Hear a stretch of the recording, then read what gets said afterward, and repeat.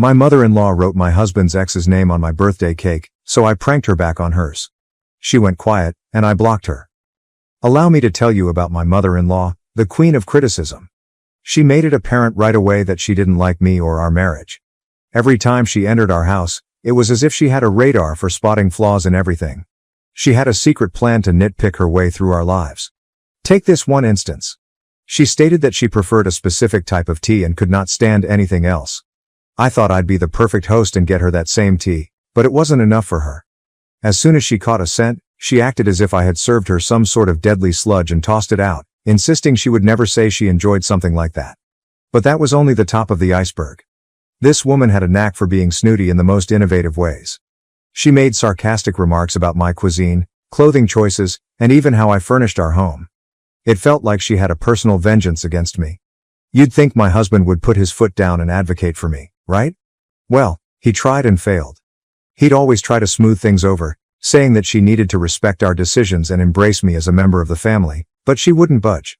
It was as if she wanted to be the family's gatekeeper and determined I wasn't up to the task. Seriously, who does that? We were meant to be a family, yet she treated me like an intruder. So I couldn't believe it when I learned that my mother-in-law, of all people, had planned a surprise birthday party for me. It was a strange twist given that she had never been a fan of mine. I had conflicting feelings, wondering if she was pulling a prank or actually wanting to make amends. Little did I know that my birthday surprise was going to be anything but joyful. The day began with the usual birthday celebrations, balloons, decorations, and smiles. I tried my hardest to put my worries aside and enjoy the moment, but then the truth hit: the birthday cake.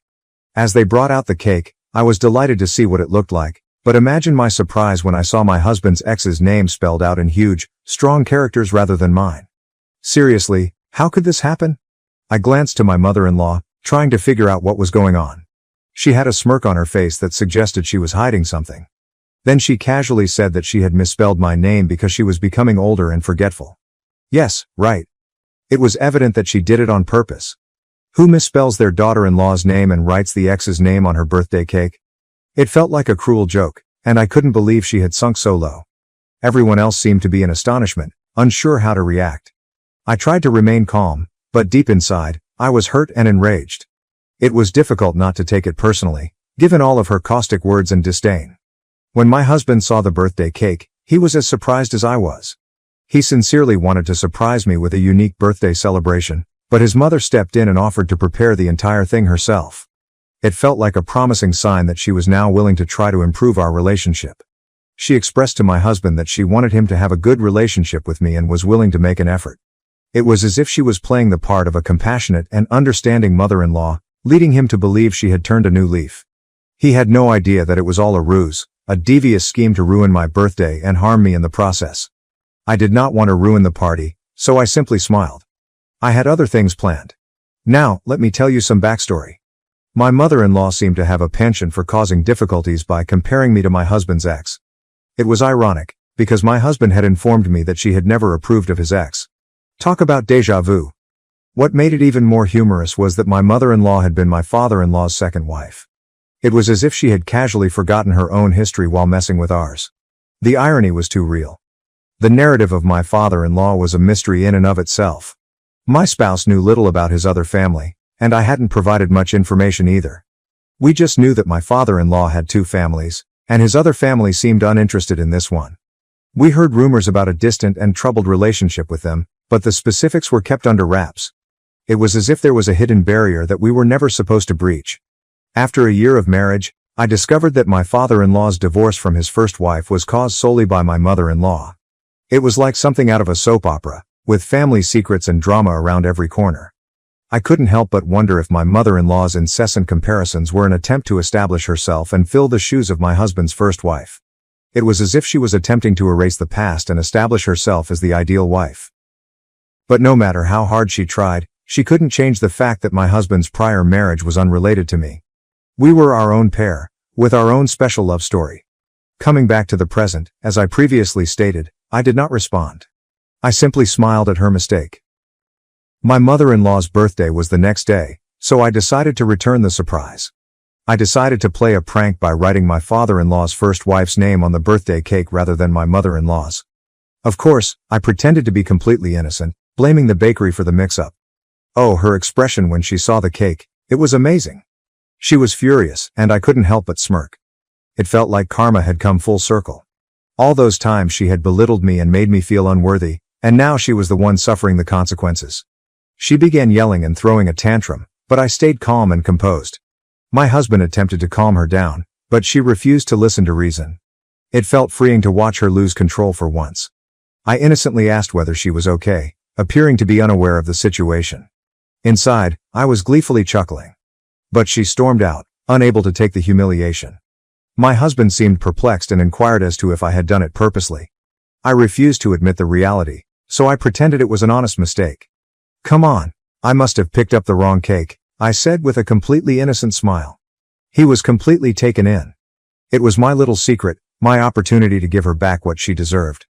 I knew I shouldn't have descended to her level, but I couldn't stop myself from giving her a taste of her own medicine, and it felt great. Do you think I went too far by bringing up past wounds? My small birthday cake prank appears to have sparked quite a controversy. My mother-in-law is constantly moaning, claiming that I did it on purpose. However, as the saying goes, what goes around comes around. Of course, I denied it and pretended to be completely innocent. I reminded her about the time she ruined up my birthday with the tea incident and how I didn't respond the same way she did. Come on, it was only a cake, right? There's no need to blow everything out of proportion, but you know how mother-in-laws are. They're always looking for an excuse to be dramatic. She enjoys the spotlight, and this was her chance to shine. The entire family is aware of how volatile she can be, so it comes as no surprise that they are all on my side. They've witnessed her dramatic antics before, and they're not buying it this time. It's actually rather funny how the tables have turned. She's used to being the center of attention and getting her way, but this time, she's left red-faced and enraged. I have to say, I am loving the program. My spouse seems to be torn between defending his mother and believing me. But, well, I'm not going to tell you about my little joke. Let him think about what he wants. Everything's in good humor, right? Update 2. Since the small cake prank, my mother-in-law has been surprisingly quiet and has not bothered us much. It's like a breath of fresh air, and life has become significantly more calm. Maybe my little joke had a bigger influence on her than I realized. Perhaps she realized her dramatic theatrics were not getting her anywhere and decided to tone it down a notch. Or perhaps she's simply sulking in a corner, nursing her injured pride. Regardless, I'm not complaining. I can finally breathe without being constantly scrutinized and criticized. It's as if a weight has been removed off my shoulders, and I feel more liberated than ever before. Of course, I am not stupid enough to believe that this newfound peace would remain indefinitely. Knowing my mother-in-law, she might be able to recover from her drama quickly. But for now, I'm just going to enjoy it. Update 3. You know the saying, if you can't defeat them, block them. And this is exactly what I did.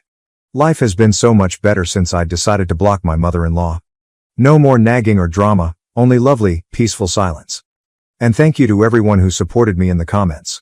It is comforting to know that I am not alone in dealing with a dramatic mother-in-law.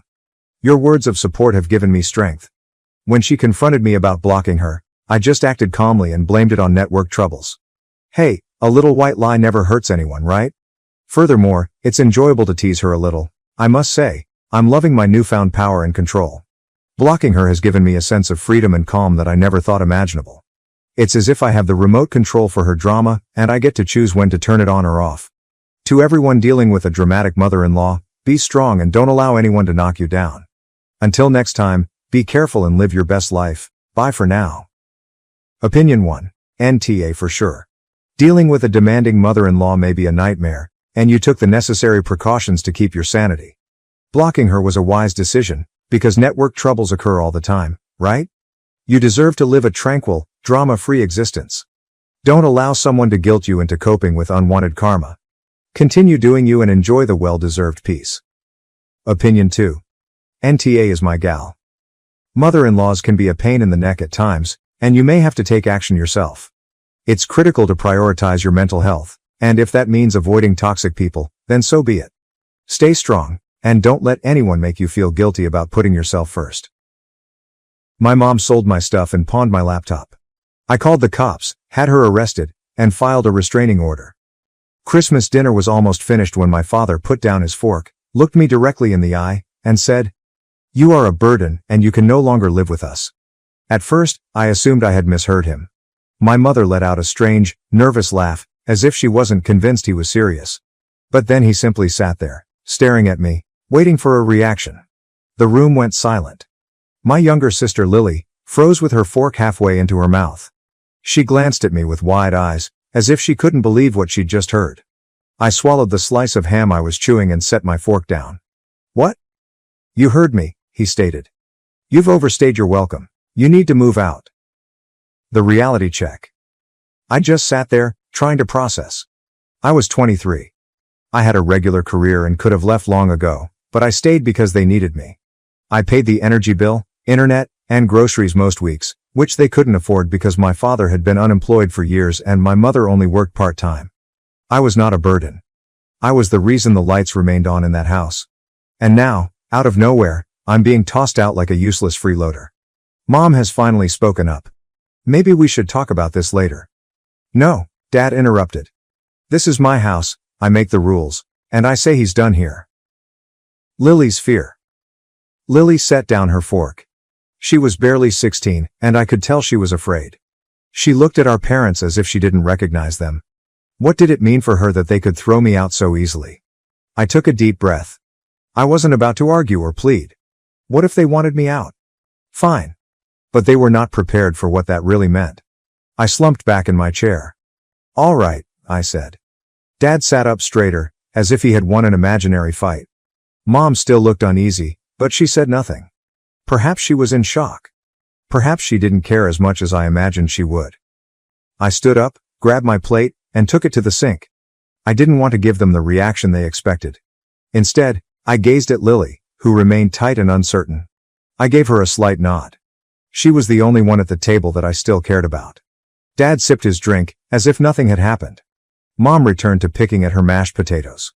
Lily continued looking at me, as if she wanted to say something, but didn't.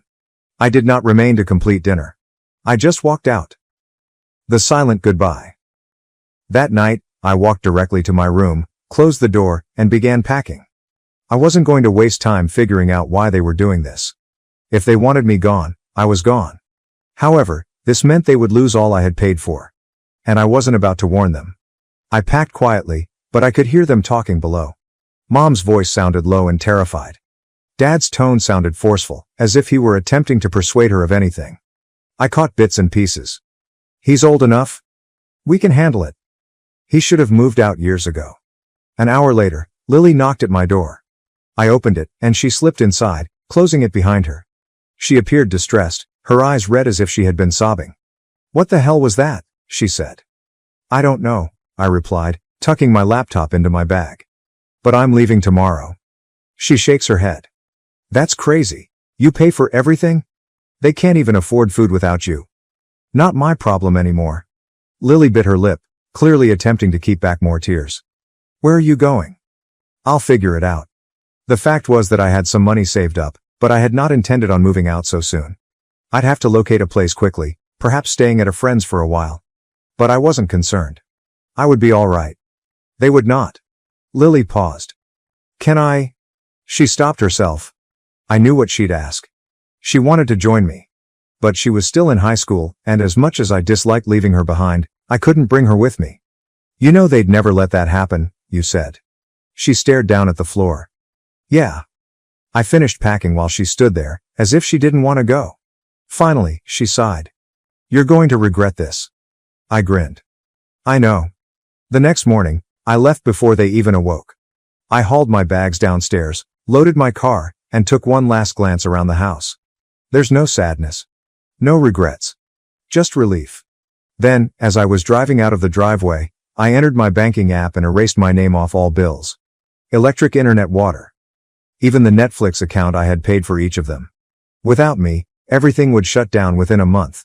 I grinned, put my car into drive, and drove away without looking back.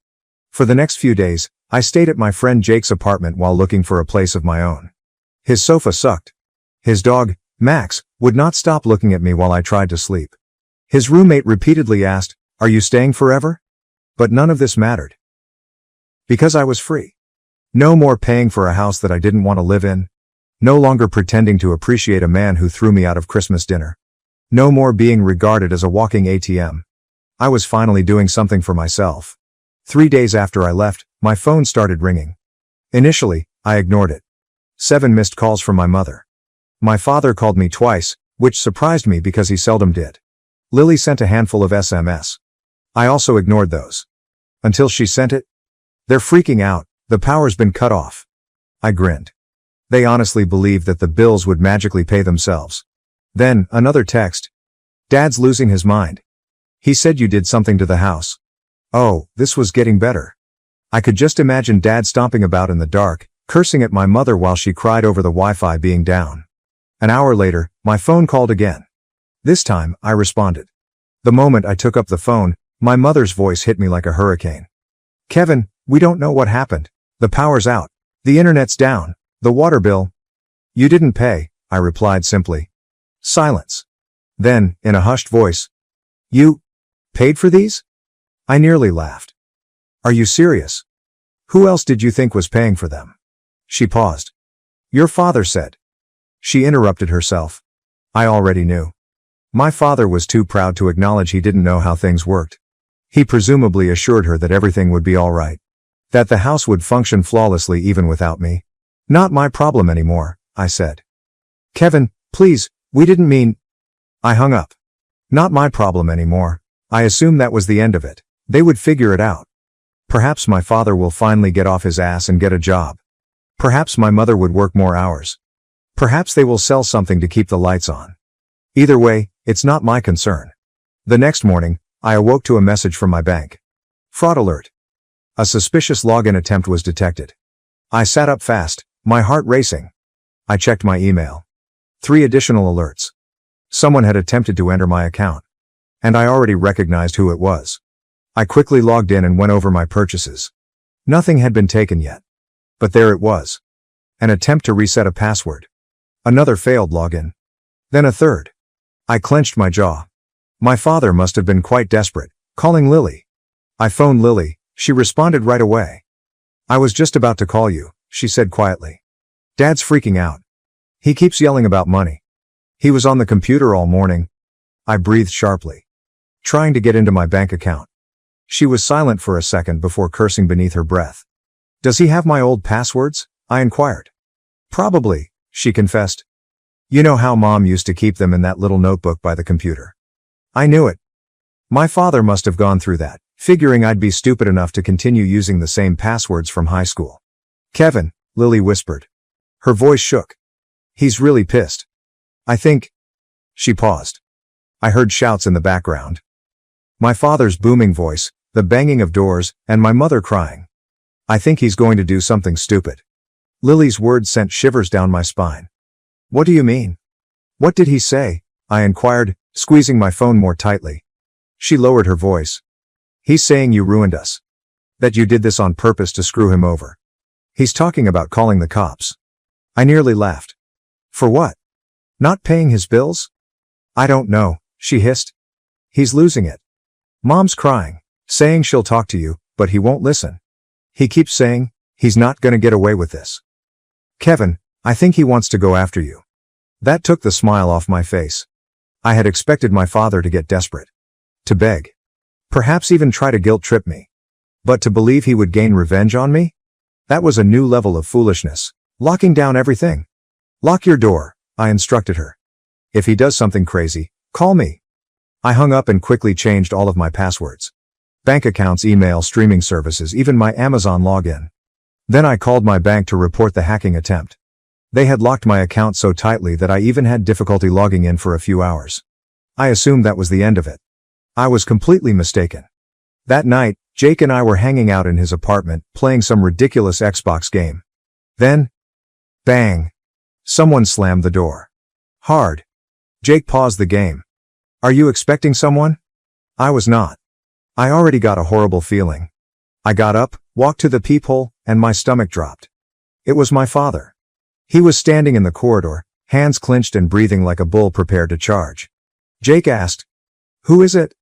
I stepped back from the door. My dad. Jake stood up. Dude, what's going on? Bang. Kevin, open the door. I did not move. Bang. This time, it's harder. I know you're in there. You think you can just walk away from this? Jake scowled at me. Dude, Should we? Before he finished, my father kicked the door in. Calling 911. That was it.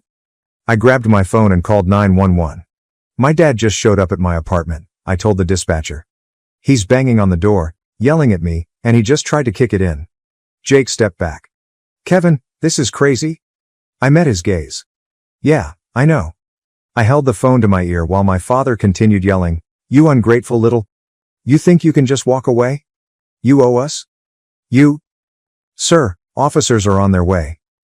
The dispatcher stated. 2 minutes later, I heard sirens. Then my father's voice went silent. A knock at the door. Police, open up. I opened the door just in time to see 2 officers handcuff my father. His face was hot and his chest heaved, but as he noticed me standing there, his expression altered. There were no regrets. There is no humiliation. Just pure hatred. You did this, he muttered as he was dragged away. I simply stood there, unaffected. Because the reality was, he did this to himself. They took my father away that night, but I knew things weren't finished. An hour later, Lily called. Mom's losing it, she explained. She's crying and saying it's all your fault. Yeah, that sounds about right. She keeps saying you have to fix this. She's already calling people, trying to get bail money. I nearly laughed. With what money? Silence. Because we knew they didn't have any. No electricity. There's no internet. No savings. And now there is no father figure to yell at everyone while trying to be in charge. Without me, they were sinking quickly. I should have felt bad. But I only felt relief. Keep an eye on her, I advised Lily. If she does anything crazy, call me. Lily texted me the next morning. Mom's selling your stuff. I froze. Then I called her. She picked up immediately, her voice harsh. I told you to fix this?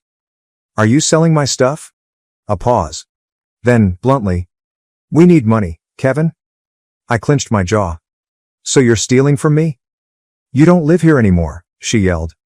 You left all this behind. It's in our house, that makes it ours. She felt no regret. There is no guilt. It's just entitlement. I'm calling the cops. Don't you dare. I hung up. Then I phoned the cops. 2 hours later, I received a call back. We talked to your mother, the officer stated.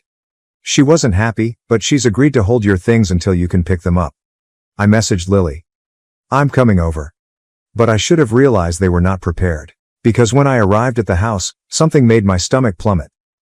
My automobile, sitting on the driveway.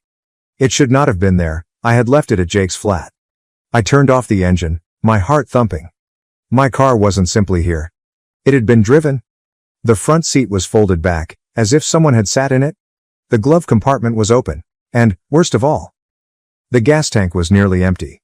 I clenched my fist. They'd stolen my car.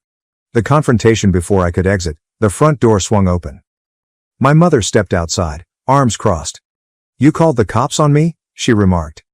You stole my car, I snapped back. She scoffed. It was just sitting there? You weren't using it. I stared at her, trying to grasp the absurdity of this logic. It's my car. How did you even get it? She didn't respond.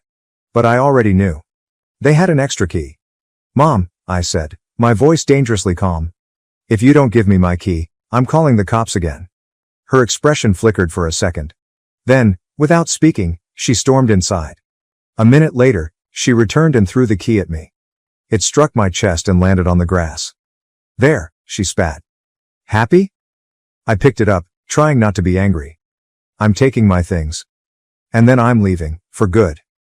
I walked past her and into the home. Lily waited in the hall, looking nervous. She took your laptop and pawned it, she said quietly. I closed my eyes. Take a breath in, breathe out. Then I turned to my mother. Where's my laptop? She raised her chin. I told you, we needed money. That was it. I took out my phone, dialed 911 for the second time this week, and let her watch. Yes, I want to report a stolen vehicle and stolen property, I responded, looking her dead in the eyes. My mother has just revealed that she pawned my laptop without authorization. Her face lost its color. This time, she was the one who had to deal with the police. My mother worried when she realized I wasn't bluffing. You can't do this, she muttered, her tone low. I'm your mother. I ignored her. Yes, officer. I have proof that she admitted to taking my belongings and pawning them. I stated over the phone. I want to press charges. Lily stood motionless, her gaze flitting between us. My mother's hands were shaking now. She was absolutely taken aback, as if she believed she could keep pushing and I would never push back. Kevin, she said again, this time softly, like if she were pleading. We're struggling. Your father's in jail. I had no choice. You had a choice, I explained. You could have worked more. You could have sold your own stuff. You could have asked for help instead of throwing me out like garbage. She blinked rapidly, her face contorted. I was angry. I laughed. Yeah, so was I. I heard sirens outside. My mother jumped. A few minutes later, 2 officers walked through the door. Sir, did you call about the stolen property? One of them inquired. I nodded and pointed to my mother. She took my laptop and pawned it. I want to press charges. My mother gasped as if I'd stabbed her. Kevin, don't do this. The officers turned to her. Ma'am, is this true? She hesitated, her gaze shifting between me, Lily, and the cops. I could see her calculating, attempting to determine whether she could lie her way out of this. Then Lily spoke. She told him herself. Just before he called you. My mother snapped her head at Lily so quickly, it was almost frightening. You little... Ma'am. One of the cops interrupted her. Do you have a receipt from the pawn shop? Her face fell. She knew what was coming. They took her outside. I looked through the window while they spoke with her for a few minutes. Handcuffs appeared unexpectedly. She was straining, crying, and yelling. Neighbors looked through their blinds. The entire street most likely heard her weeping about how she was simply a struggling mother and how unjust this was. Lily stood beside me, looking out the window. She gulped hard. Is this really happening? I nodded. Yes. And for the first time in a long time, I felt calm. The text message. My phone buzzed with a message from an unexpected number. You're going to regret this. My chest tightened. I read it again. Then I realized, my father had been released on bond. When I saw that message, I knew exactly what had occurred. Someone had bailed my father out, and I had a fairly solid idea who. Probably one of his old drinking cronies, or perhaps a distant family member who hadn't heard the entire story. In any case, he was done and angry. I showed Lily the text. Her face turned pallid. Kevin, you need to leave. No, I replied. I turned to face the cops, who were still outside dealing with my mother. Can I go in and get the rest of my stuff? One of them nodded. As long as it's okay with your sister. Lily was already moving. Let's make this quick. We walked upstairs and packed everything that was mine. Clothes, old video games. Even the silly things I had left behind, thinking I'd come back for them one day. I was not coming back. Ever. As I took the last box to my car, my mother was still crying in the driveway, pleading with the officers to let her go. This is a misunderstanding. He's my son. He wouldn't do this to me. I just strolled by her, unconcerned. She screamed my name, as if it would suddenly change anything. I got in my car. Lily stood in front of my window, shuffling from foot to foot.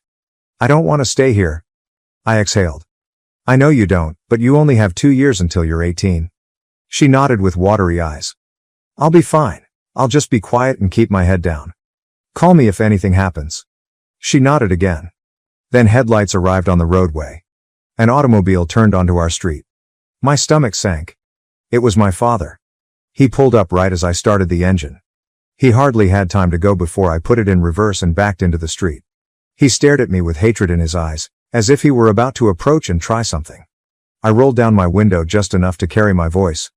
You try to come near me again, I'm filing a restraining order. His hands tightened into fists. You think you're better than us? I smiled. I know I am. Then I drove away. It was the last time I saw them. I blocked my parents' phone numbers, changed my financial information, moved, and never looked back. Lily's independence. Lily kept out for 2 years, just as she promised. She left as soon as she turned 18. She moved in with a buddy and headed off to college. We're still talking all the time.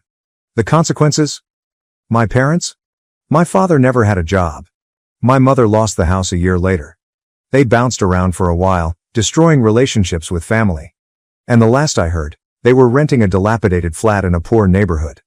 They attempted to reach out to me, Facebook messages, unknown numbers, even letters.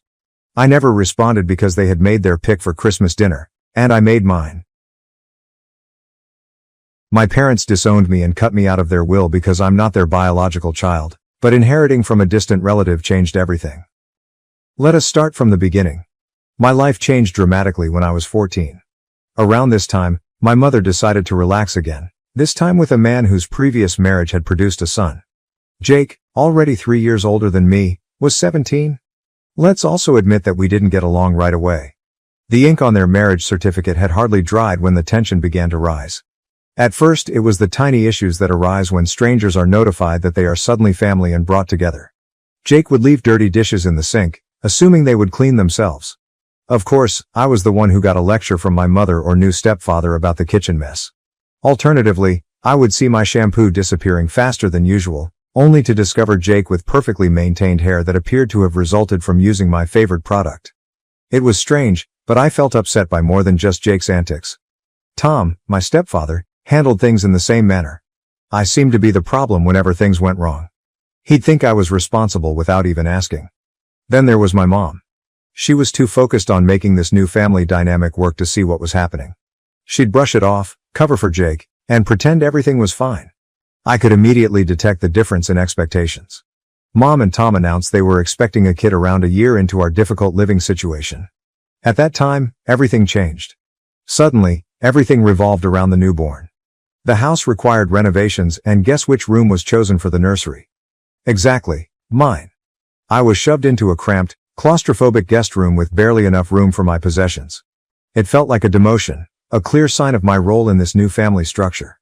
A few months later, Nathan, my new half-brother, was born and quickly became the center of attention.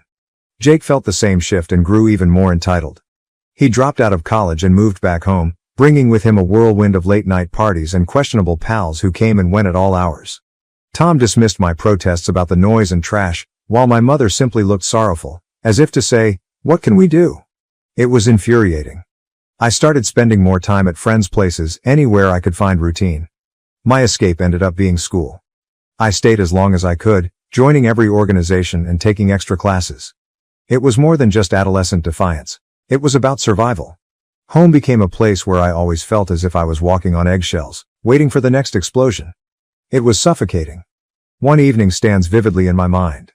I got home later than usual to find the house utterly still. A note on the refrigerator indicated that they had gone out to dinner, without me. I hadn't even been invited to this family supper. That note struck harder than I expected. I felt invisible, as if I did not truly belong. And it stung. Not shortly after my 18th birthday, everything almost broke. I felt Tom disliked me having any excuse to leave the house, despite the fact that I worked part-time. He repeatedly told me that it would jeopardize my academic progress. Then one evening, I returned home to discover my room utterly trashed. Jake hosted a party while my mom and Tom were gone, and my room suffered as a result. A broken lamp, alcohol stains on my project documentation. It was an outright breach of my privacy. I challenged them at breakfast the next morning. Tom responded coldly and contemptuously, "You should have been more responsible with your belongings." My mother simply sighed and whispered something about families coming together and letting go. I had finished letting things pass. Everything I did during those years seemed to be scrutinized, but not in a way that suggested concern for my well-being. Rather, it appeared like they were waiting for me to make a mistake so they could blame me. Jake, who had turned into a professional couch potato, appeared to get away with it all. Although Nathan, my tiny half-brother, was still a child, the amount of coddling he received revealed who the favorite was. I remember one time when I was working on a large science project that I found really interesting. Even at home working on it was nearly impossible. I desired silence, so I set up a workstation in the corner of the living room. It felt like I was trying to build something delicate in the heart of Times Square. I eventually had enough. Jake would play loud music, Nathan would run about shouting, and Tom would complain about how my project was taking up too much space or making a mess. After packing, I went to see a buddy, whose parents allowed me to work in their tranquil dining room. For the first time in what felt like forever, I was able to concentrate. That was when I realized how odd my home life had become. My friend said, "You're always welcome here." The invitation was easy, yet it meant everything to me. For me, home was just a place I couldn't wait to leave. Home is supposed to be a secure refuge, yet every hour away from it helped me breathe a little easier. I started working extra shifts at my job. Of course, Tom didn't like it. He frequently mentioned my job as a distraction from school, but I knew why he disliked it. I wasn't around as much for him to critique. As I accumulated more money, the thought of moving out began to form in my head, but I realized it would not be easy. My mother and Tom were unable of dealing with the situation. The more I thought about it, the more it seemed like the only option to regain control of my life. I was a ball of worry the day I decided to inform them I was leaving. I discovered a basic yet fairly priced apartment near my campus. From my part-time employment, I had saved enough to cover the first 3 months' rent. It wasn't a lot, but it was mine. The prospect of having my own life and space kept me focused. One evening, after dinner, I seated Tom and Mom at the kitchen table. With my heart pumping, I attempted to keep my voice calm. I looked them in the eyes and said, "I'm moving out."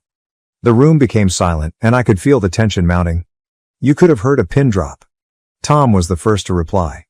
He smiled, shook his head and said, as if I had told him the most stupid thing imaginable, "You think you're ready to live on your own, just because of your age?"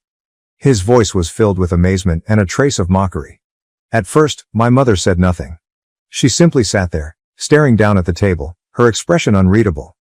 "I am ready," I said, attempting to sound more confident than I felt. The disagreement began when I stated that I needed my own room and had enough savings to cover it. Tom went on a rampage, accusing me. I was selfish, unappreciative, and tried to avoid my responsibilities at home. "He looks up to you, you know?" he continued, attempting to guilt me into leaving Nathan behind. As if that were enough to keep me in a hazardous atmosphere. My mother's response was calmer, but no less devastating. She did not dispute with me, like Tom did, nor did she attempt to stop me. She only continued to complain, saying things like, "Families stick together, and you'll regret it if you leave." But I knew better. This was not about family. It was about control.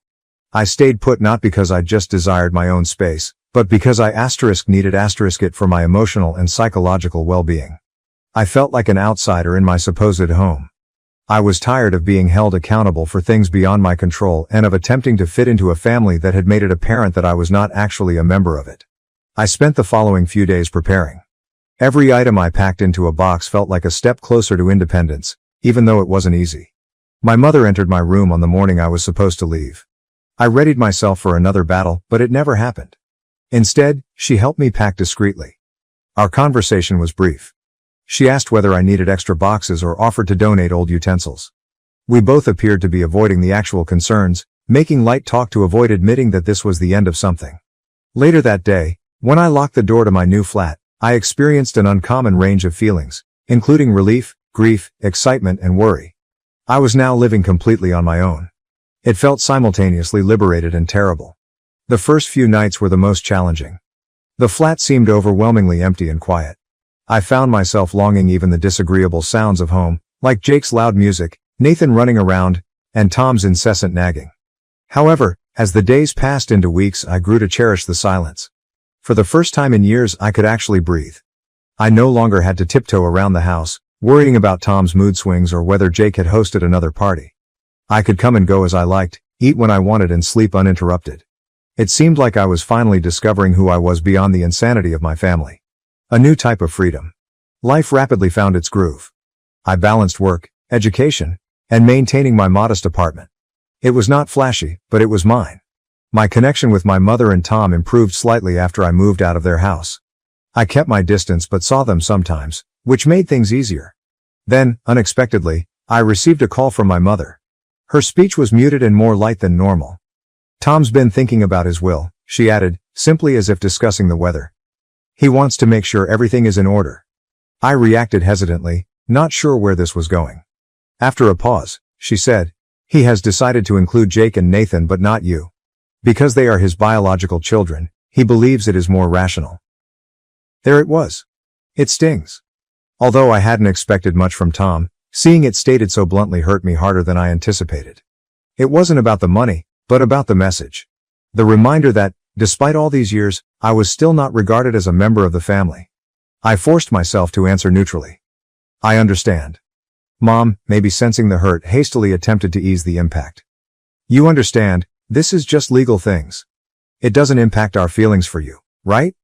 Even if I didn't believe her, I allowed the conversation to divert to other issues. But the harm was already done. That night I laid in bed, staring at the ceiling, with that familiar sense of not belonging gnawing at me. Part of me wanted to confront Tom, demand an explanation, or simply tell him how deeply it hurt. However, another part of me questioned the point.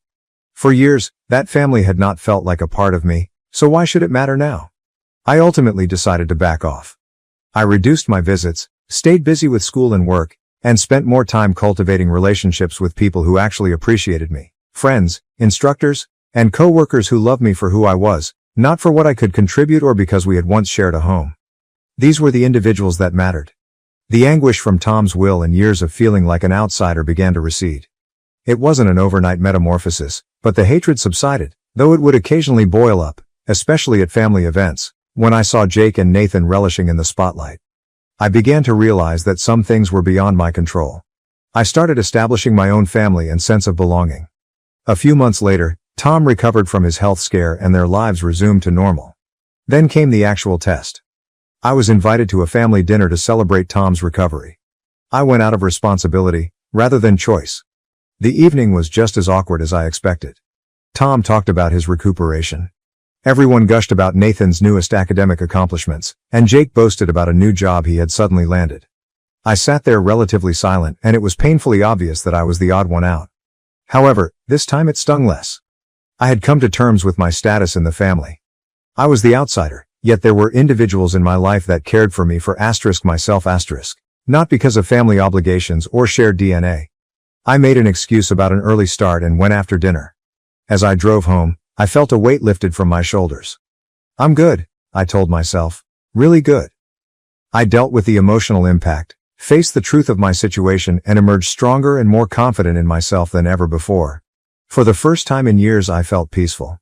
But life had another surprise in store. Just when I thought I had finally achieved some calm and routine, everything turned upside down again. One afternoon, I got a call from a lawyer I'd never heard of. His tone was courteous and professional, but his voice had an almost apologetic aspect. "Am I speaking with Jessica Evans?" he inquired. "Yes, that's me," I explained, bewildered. "I'm calling about Margaret Evans, your great-aunt's estate," he explained, his tone slow and measured. "She passed away recently and named you as the sole beneficiary." For a little period I fell silent. I couldn't recall Aunt Margaret. She was one of those distant relatives you'd hear about but never actually knew. She didn't have any children, and I faintly remembered my father mentioning her once or twice as someone who had helped raise him. I hadn't seen her in years, possibly since I was a tiny child. And now I'm being informed she's left everything to me. "I'm sorry for your loss," the lawyer said, breaking the stillness. "She was a remarkable woman." Still absorbing his remarks, I blurted out a thank you. Then, half expecting it to be something simple, perhaps an old house or a few family heirlooms, I inquired, exactly what did she leave behind? "Your great-aunt was quite well off," he said. "Over the years, she made some excellent investments. The estate contains various properties, a significant stock portfolio, and a trust fund worth approximately $3 million. My heart halted for a moment. I sat there gripping my phone thinking, why me? We weren't very close.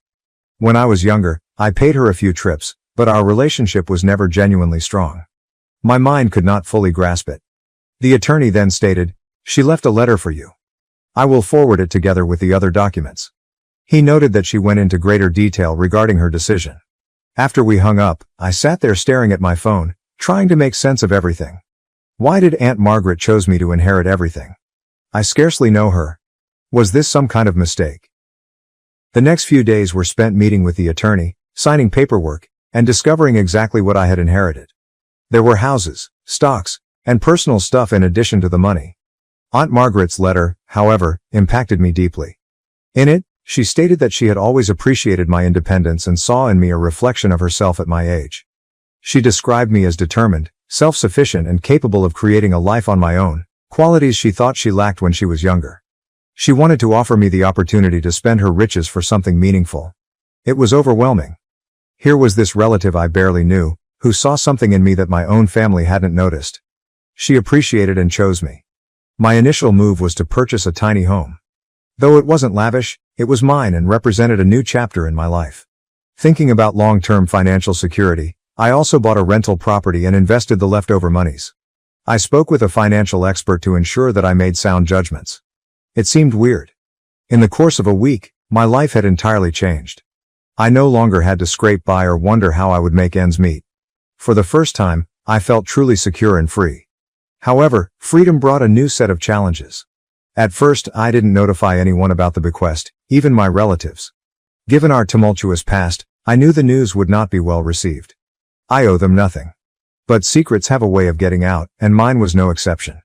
It began with a cousin I hadn't seen in years, who heard about the inheritance through legal means.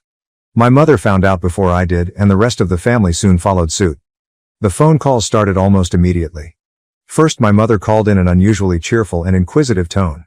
She complimented me, then casually stated how difficult things had been financially for her and Tom. I sensed where the talk was going, and sure enough, the floodgates erupted. Tom called first, then Jake, and then some distant cousins I hadn't heard from in years. Each intimated, in their own way, that they needed a piece of my inheritance. Times are tough, they would say. My mother even commented, "You know how bad Tom's health has been," as if this explained their newfound interest in me.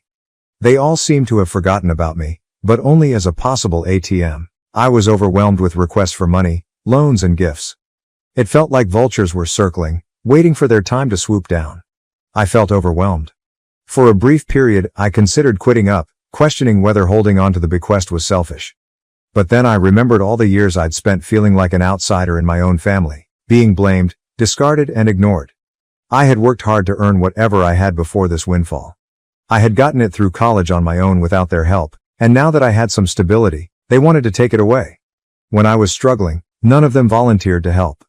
When my mother eventually inquired why I hadn't told her about the bequest sooner, I found the strength to reject the guilt and manipulation. I softly but firmly explained to her that our separation was both emotional and physical. I had been kept away, ignored, and alienated for years, as if I belonged nowhere in the family. This inheritance allowed me to live on my own, without relying on anybody else. It is my life, I assured her, and I must live it in my own manner. I apologize if this offends you, but right now I need to act in my best interests. The outcome of that conversation was worse than I could have predicted. Mom accused me of being arrogant and inconsiderate. Tom interjected, chastising me about how families should treat one another. Nonetheless, I stood my ground. Over time the calls got less frequent, and the demands for money ceased when they understood I would not give in. It was challenging, but extremely necessary. I had realized a sad reality about family. Sometimes the people you trust the most are the ones who bring you down. Knowing that I had protected myself brought me calm. Finally, I decided not to let them dictate my life. This inheritance was about taking control of my own destiny and, more importantly, gaining the ability to live my life on my own terms. My communication with them became strained, but I'd become accustomed to it. Their approval was no longer required, and I was not bound to offer them anything.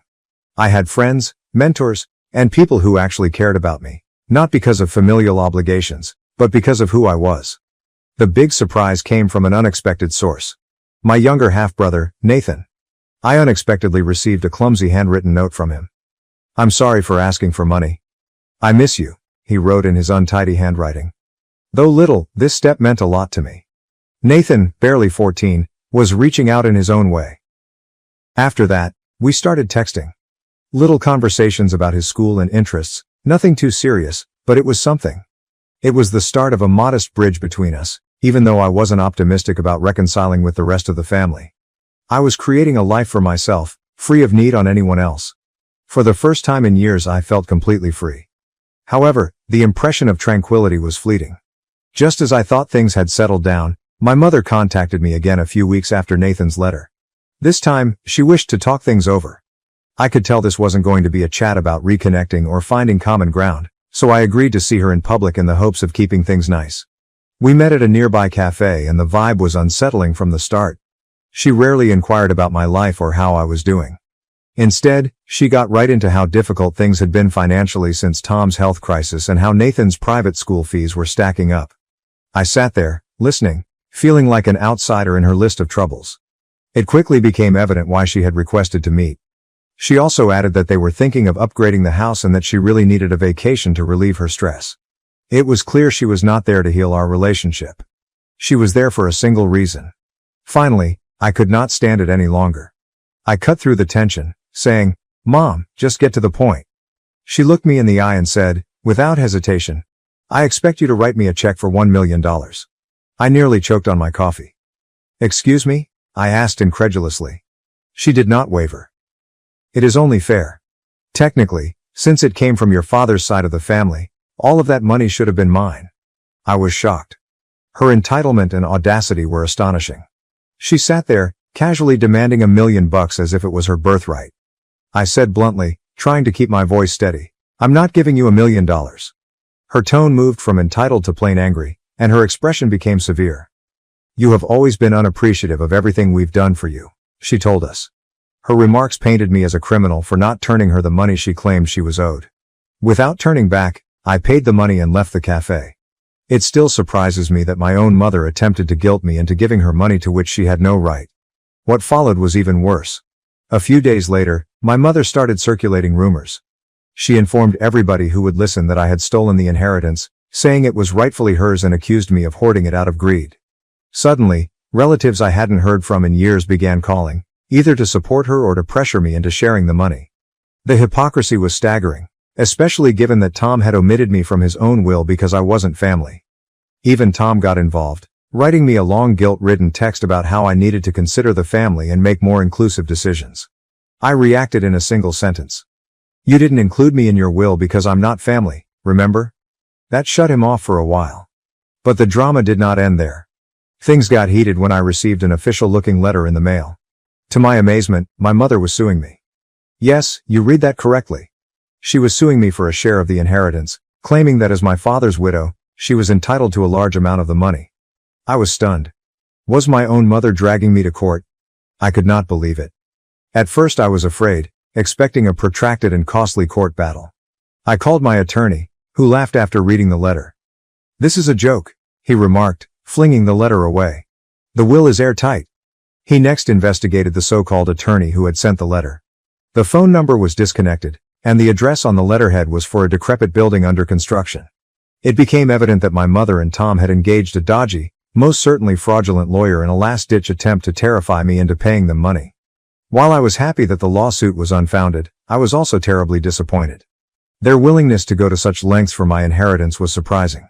They had tried guilt-tripping and manipulating me, and now they were making direct legal threats. I was done attempting to salvage any sort of relationship with them. I understood I needed some distance. After the legal jitters passed, the emotional toll hit me hard. I was exhausted, sleep-deprived, and the constant drama was affecting my mental health. That was when I realized I needed a vacation from everything. We decided to take a road trip after talking with some of our friends. Nothing extravagant, just a trip to a couple spots we'd always wanted to go but never got around to. It was just what I needed. Time to clear my mind, escape the chaos, and, most importantly, consider what I wanted for my future. As we began the road, I couldn't help but reflect on how much had changed in such a little period. A year ago, I was barely making it in a house that never felt like home. I now had financial security, my own home, and the freedom to make my own judgments without interference from others. It felt liberating, yet also bittersweet. Growing up, I looked to my mother and stepfather for guidance and encouragement. To me, family meant having someone who would always have your back, no matter what. But through it all, I learned a terrible lesson. Just because someone is family by blood does not guarantee they are there for you in the ways that matter. Throughout the trip, I reflected a lot and realized that I didn't need their money, validation, or acceptance.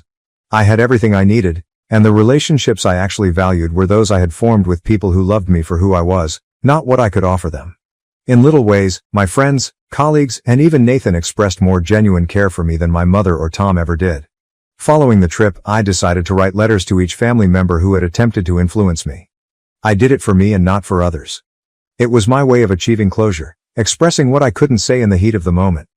In those letters, I detailed how their actions had harmed me and how, despite my desire to be a member of the family, I was constantly pushed aside. I wished them well and hoped they would move on, just as I had. The only reaction I received came from Nathan. His letter was modest but sincere. "I appreciate you delivering the letter. I miss you. Let us get together sometime." It wasn't much, but it was the beginning. Nathan and I might one day develop something real, free of obligation or manipulation. As for the rest of the family, I had finally accepted that we were better off at a distance. The inheritance had served as a wake-up call.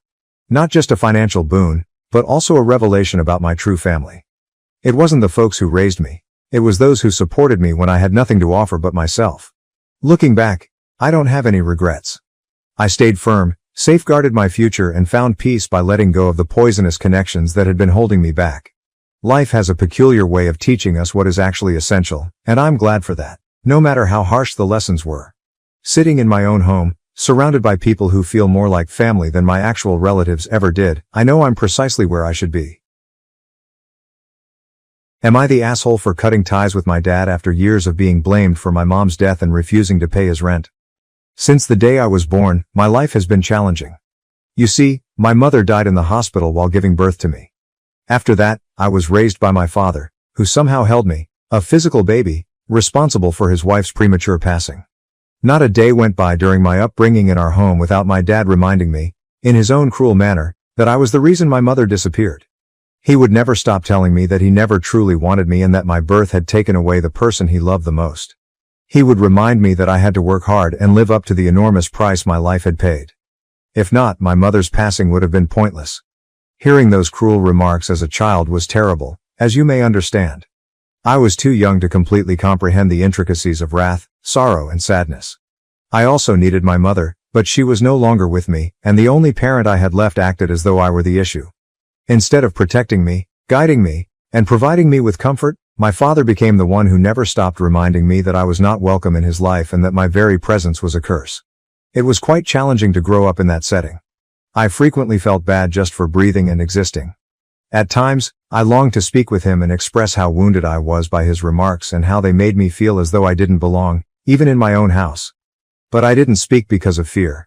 I was greeted with greater resentment and rage the few times I tried to speak up.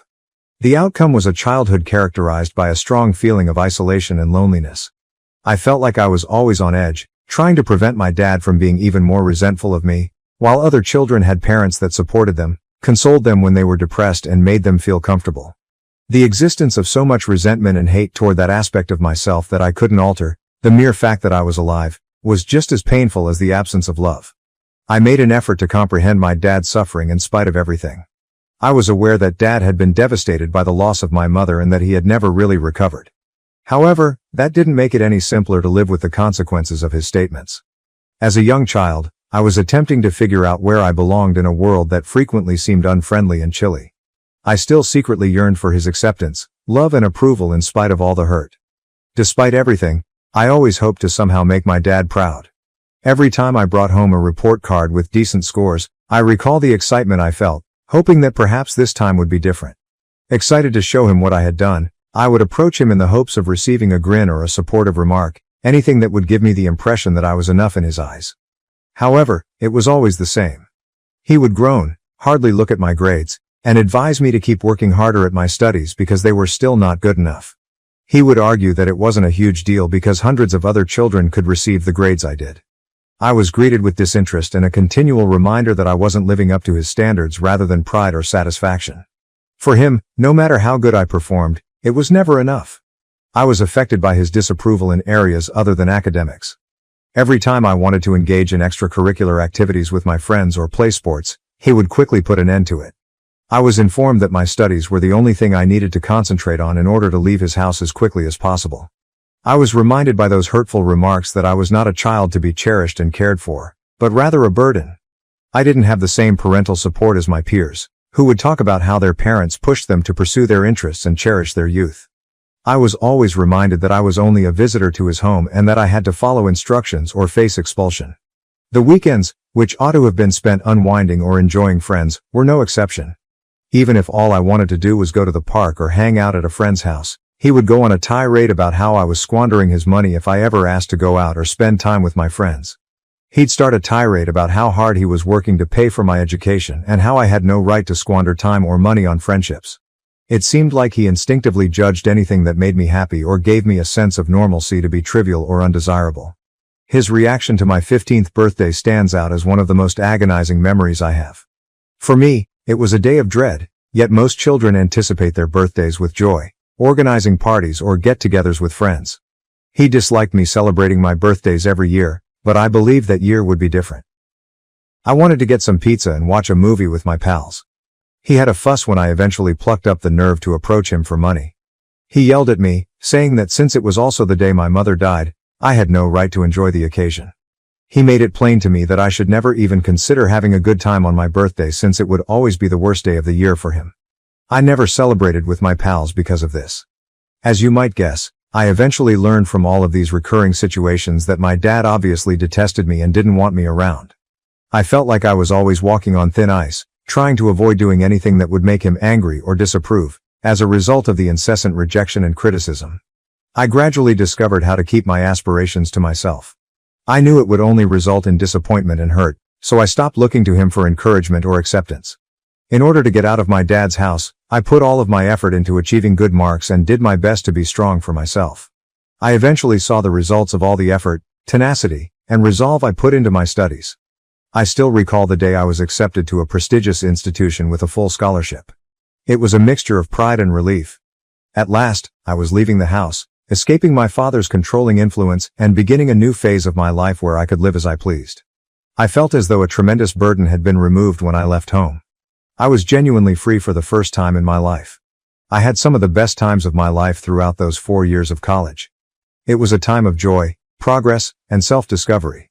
I was able to experience all that had been out of my reach for so long and live like a typical young adult at last. Even though he made an effort to exert greater control over me from a distance, I stopped listening to my dad.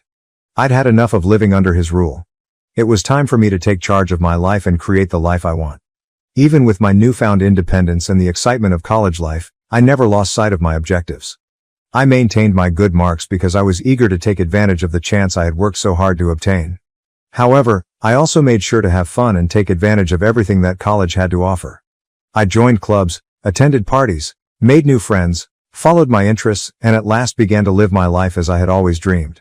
I met Sheila, my girlfriend, about this time. One of the most amazing and surprising things that happened to me in college was meeting her.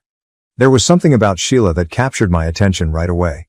We are both very similar in that we are driven, ambitious, and career-focused. Beyond that, though, our deeper connection was what truly set our relationship apart. No one else ever understood me the way Sheila did. The fact that we can sit together for hours on end without having to talk to each other is one of my favorite things about her. She lets me lose myself in my thoughts, which is really uncommon in relationships. I never feel under pressure to be someone else when I'm with Sheila. Whether we are sitting side by side, content in our solitude, or discussing our aspirations and ambitions, we appreciate each other's presence. For the first time in my life, Sheila gave me the genuine sense that I didn't need to bear the shame I had been carrying around for so long. She was able to see straight through the misery I had been experiencing. Pain that had grown so pervasive in my life that I was virtually blind to its abnormality. Sheila emphasized how terribly incorrect it was for my father to hold me responsible for my mother's passing and how no child should have to deal with that. She urged me to go to therapy, which I had never given much thought to before. I didn't even know there was a method to break free from my dad's influence because his words were so embedded in my brain. One of the things that changed my life the most was going to therapy. At first, it was difficult since it required a lot of bravery and work to face the truth about my childhood, admit the trauma I had experienced, and learn how to destroy the harmful ideas I had internalized. However, therapy let me see things that nothing else had. It made it clear to me how faulty my dad's reasoning was and how much I was worthy of better. I gradually came to understand that my dad's resentment and rage were his problems, not mine, and that I wasn't responsible for my mother's passing. I saw that my anger toward my dad increased as I began to recover. It seemed as though all of the bitterness I had been harboring was at last emerging. For years, I had been carrying the guilt he had placed on me while attempting to gain his favor and be the child he desired me to be. However, I was now coming to the realization that I had nothing to do with that and that he had unfairly and cruelly burdened me with his rage and anguish. I found it challenging to keep up any sort of contact with him during my time in college because of this rage. I rarely spoke with him, and when I did, it was tense and brief. I couldn't help but be resentful when I yelled at him, and I wasn't very patient when he tried to manipulate or be critical of me. I finally confronted him about everything at one point. It was a spontaneous outburst of repressed emotion and frustration rather than anything I had planned. I explained to him how his words and deeds had severely damaged my mental health throughout the years he had held me responsible for my mother's passing, and how I was determined to stop him from doing that to me. I made it plain that I was tired of being used as a scapegoat and that I was entitled to dignity and respect. If not, I would sever my relationship with him forever. This time he had nothing to say. I had thought that he would apologize, but he didn't refute what I had said either. I observed a shift in my dad's interactions with me following that talk. Every time he spoke to me, He seemed to attempt to be kinder and less severe. He seemed to be trying to change, to be more sensitive to my emotions. However, our relationship remained tense in spite of this. A minor change in behavior was not enough to undo years of suffering and animosity. Although I was grateful for his attempt, it would take more than that to mend the relationship. If it could be restored at all, given the harm he had caused. Even while my connection with my dad remained strained over the years, I no longer felt the same kind of shame or rage. I've gradually realized that although I can't alter the past, I can manage how I allow it to impact the future. Sheila's encouragement and support have undoubtedly been crucial to this journey, and I am immensely appreciative of her for assisting me in realizing my worth as a person deserving of respect, love and happiness. My dad recently married DEI, his lover. I chose to go to the modest private wedding with my girlfriend Sheila, in spite of everything that had transpired between us over the years. As they embarked on this new phase of their lives together, we wanted to offer our support and best wishes. I was pleased for my father and believed that he may improve as a result of getting married. But my dad called me a month after they were married, seeming desperate. He was having financial difficulties as a result of some bad financial decisions. He informed me that he was facing eviction after failing to pay his rent for the previous 6 months. He claimed that he couldn't discuss this with his wife since it would cause them to argue. He asked me if I could pay his rent right now. As soon as I heard this, I declined. Given our complex past, I didn't want to be used as a financial safety net, even if I had the resources to do so. I didn't want to create a situation where he could come to me for financial support if things went wrong because I've worked hard to create the life I have. However, I began to feel bad after discussing it with Sheila. I couldn't get rid of the thought that perhaps I was being too severe, that perhaps he really needed assistance, and that he was still my father in spite of everything. I then gave my dad a call back and suggested a middle ground. I informed him that since I lived alone in my house and had enough room for him and DEI, I would let them to remain with me temporarily even if I wasn't willing to pay his rent. Until they saved enough money to get back on their feet and locate a new place, I offered them they could stay at my house. Considering everything that had transpired between us in the past, it wasn't an easy decision, but I believed it was the right one.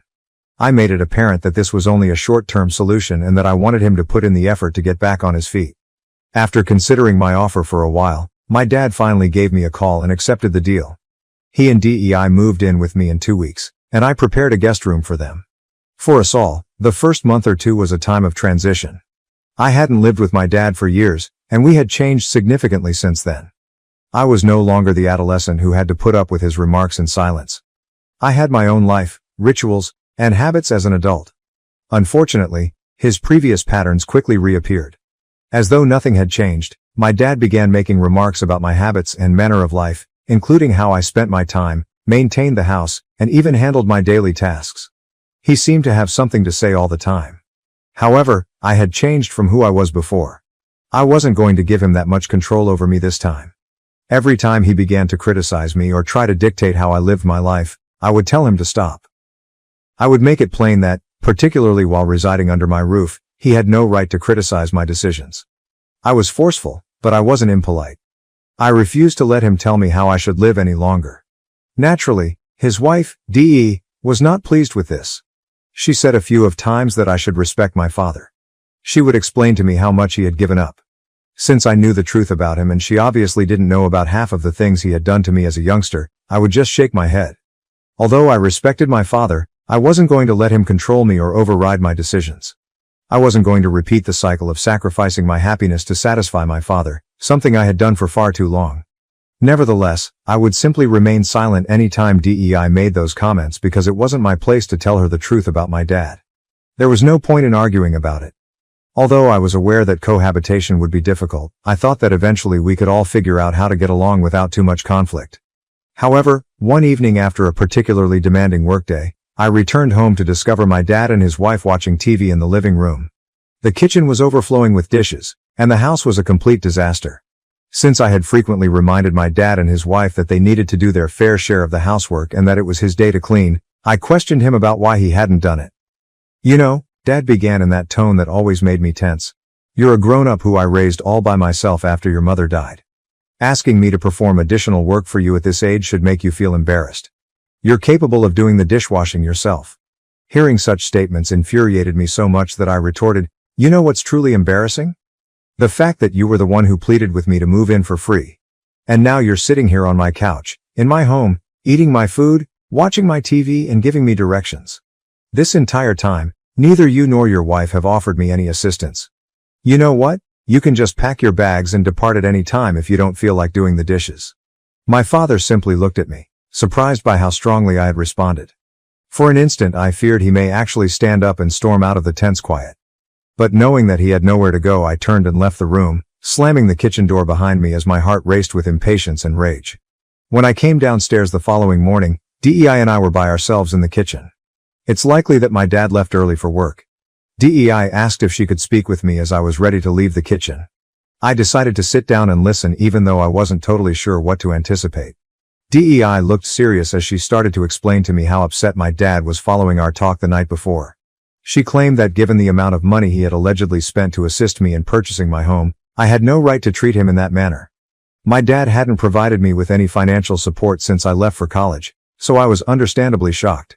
I had saved hard for years to purchase this house with my own funds. The assertion that he had made a substantial contribution to my acquisition was wholly untrue.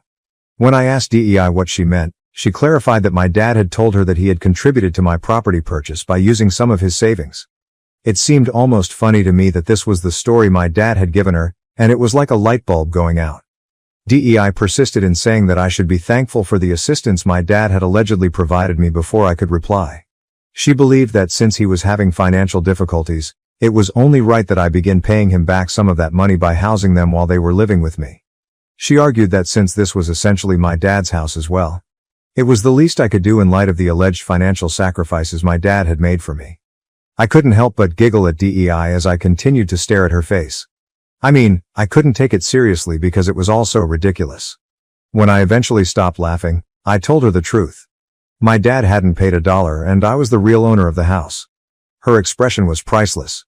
She was obviously unaware that I was the owner of the house, and she must have been overcome with shame and rage. In response to her question about whether or not my dad had ever assisted me, I explained that he didn't even have enough money to cover his own rent, so how could he ever afford to buy my house? She didn't protest much after our conversation, so I assume she saw the truth too. Shortly thereafter though, she gathered her belongings and departed from my home that same day. Since it was none of my business, I didn't stop her. When my dad returned home later that night, he contacted DEI and asked her why her belongings were gone. He began blaming me for speaking out after he learned that I had told her the truth about who owned the house. He claimed that by disclosing the truth, I purposefully ruined his marriage and caused his wife discomfort. He claims that since he now felt inferior to me and that it was somehow my responsibility that he couldn't afford a house of his own, I ought to have been more understanding and allowed her to believe his lie. It was unbelievably frustrating. I made it clear to him that I was offering them my house in order to help them, and instead of receiving appreciation, I was being held responsible for their issues. My dad seemed to have forgotten that I owed him nothing and that he was the only one at fault in this situation. Even as an adult, he was attempting to use me as a scapegoat for something that wasn't my fault, as if all the years of him treating me like I was the issue had suddenly returned. He refused to listen though. He didn't see my point of view and demanded that I call DEI to apologize and make things right by lying, giving her the impression that he had assisted me in some way when I bought this place. I said that I would not tell his wife a falsehood on his behalf. The continual manipulation and finger-pointing had worn me out, and I had had enough. My mental health was beginning to suffer as a result of my dad's continual arguments with me, so I finally told him that I could no longer bear his presence. I requested that he get his belongings and vacate by the next day. I took the painful decision, but in order to preserve my own tranquility and sanity, I had to set and uphold boundaries. My dad argued that he had nowhere to go and begged for more time, but I was too upset at the time to give a damn about his predicament or his justifications. The following morning, I enforced my choice and forced my dad to vacate. Since DEI won't talk to him, my dad has been contacting me to whine about how I have destroyed his marriage and his life. He claims that a good son would never have ejected their parents and continuously blaming me for DEI's current situation. Update 1. I'm relieved that everyone is aware of the immense trauma my dad has caused me over the years. Many people have suggested that I get in touch with DEI and tell her the truth about my early years because she could not be completely aware of my dad's true identity. I've stayed out in his affairs up until now, but I think it's crucial that she understands the truth because he may have misled her about other matters. I'm going to get in touch with her and speak with her directly. Update 2. A week has passed since my last update. DEI and I finally got a chance to sit down and talk about everything. As it happens, she was unaware of the type of upbringing I experienced. I told her about my emotional trauma, blame, and the effects it had on me. She appeared astonished and acknowledged that Dad had presented a very different image of himself, suggesting that he was a struggling single parent who had given up everything for his child. I was so shocked that I had to shake my head. I told tales of my early years and how I was always held responsible for my mother's death. She conveyed her understanding and concern. I then told her how fortunate I was to get a well-paying career and how hard I had fought to establish myself during college. I was able to move into my own place and save money as a result. I explained to her that I didn't enjoy my father controlling everything around my house because, as a child, he never let me be who I was. DEI recognized my suffering. She then disclosed that Dad had lost all of his money as a result of gambling, and she hadn't told me about it before as he wanted to hide it and was too embarrassed about it. She clarified that she had flatly rejected my dad's initial offer to move in with me. She didn't feel comfortable living with me, so I suppose that's why my dad lied to her and said that he had helped pay for my house, which made her feel less bad about accepting the offer to remain with us. She was upset though, when she subsequently learned from me that his claims of helping with my house were completely false and really another ploy to achieve what he wanted. She went on to express her embarrassment at having to ask me for rent that day. I informed her that Dad was solely responsible for his falsehoods and that it wasn't her fault. DEI told me as we were leaving that she intended to take some time away from Dad to think about their relationship after our talk. Update 3. Hello everyone. I am aware that it has been 3 months since I last made any updates to this page. Since I requested my dad to move out, I have severed all ties with him. Although it hasn't been a simple decision, it is essential for my emotional and mental well-being. He tried to point the finger at me for everything the last time we spoke, but I stopped talking to him. I simply blocked him right away. I must say that I've been feeling a lot better ever since. I feel relieved and more clear-headed now that the pressure and manipulation have subsided. I feel as though my privacy and tranquility have finally returned. Sheila, my girlfriend, has been really helpful during this process. She has supported me, helped me process my feelings, and offered consolation and encouragement. Her assistance has had a significant impact, and I am truly appreciative of her. I'm gradually discovering a new sense of security and contentment now that my dad is no longer involved and Sheila is by my side. I'm concentrating on creating the life I desire, working for my objectives, and appreciating the good things in my relationship. Am I the asshole for cutting ties with my family after years of being overshadowed by my disabled sister's needs and feeling invisible? Emily, my younger sister, has always been the center of my family's existence. Even though she is a year younger than me, it has always seemed to me like she lives in a completely different universe that is solely centered on her. Because Emily was born with a physical disability and ongoing health problems, her life was filled with doctor's appointments, treatments, and special accommodations. Naturally, my parents devoted nearly all of their time and energy to making her life as easy and happy as possible, and I could see why. Nevertheless, it also meant that I was abandoned at a very young age.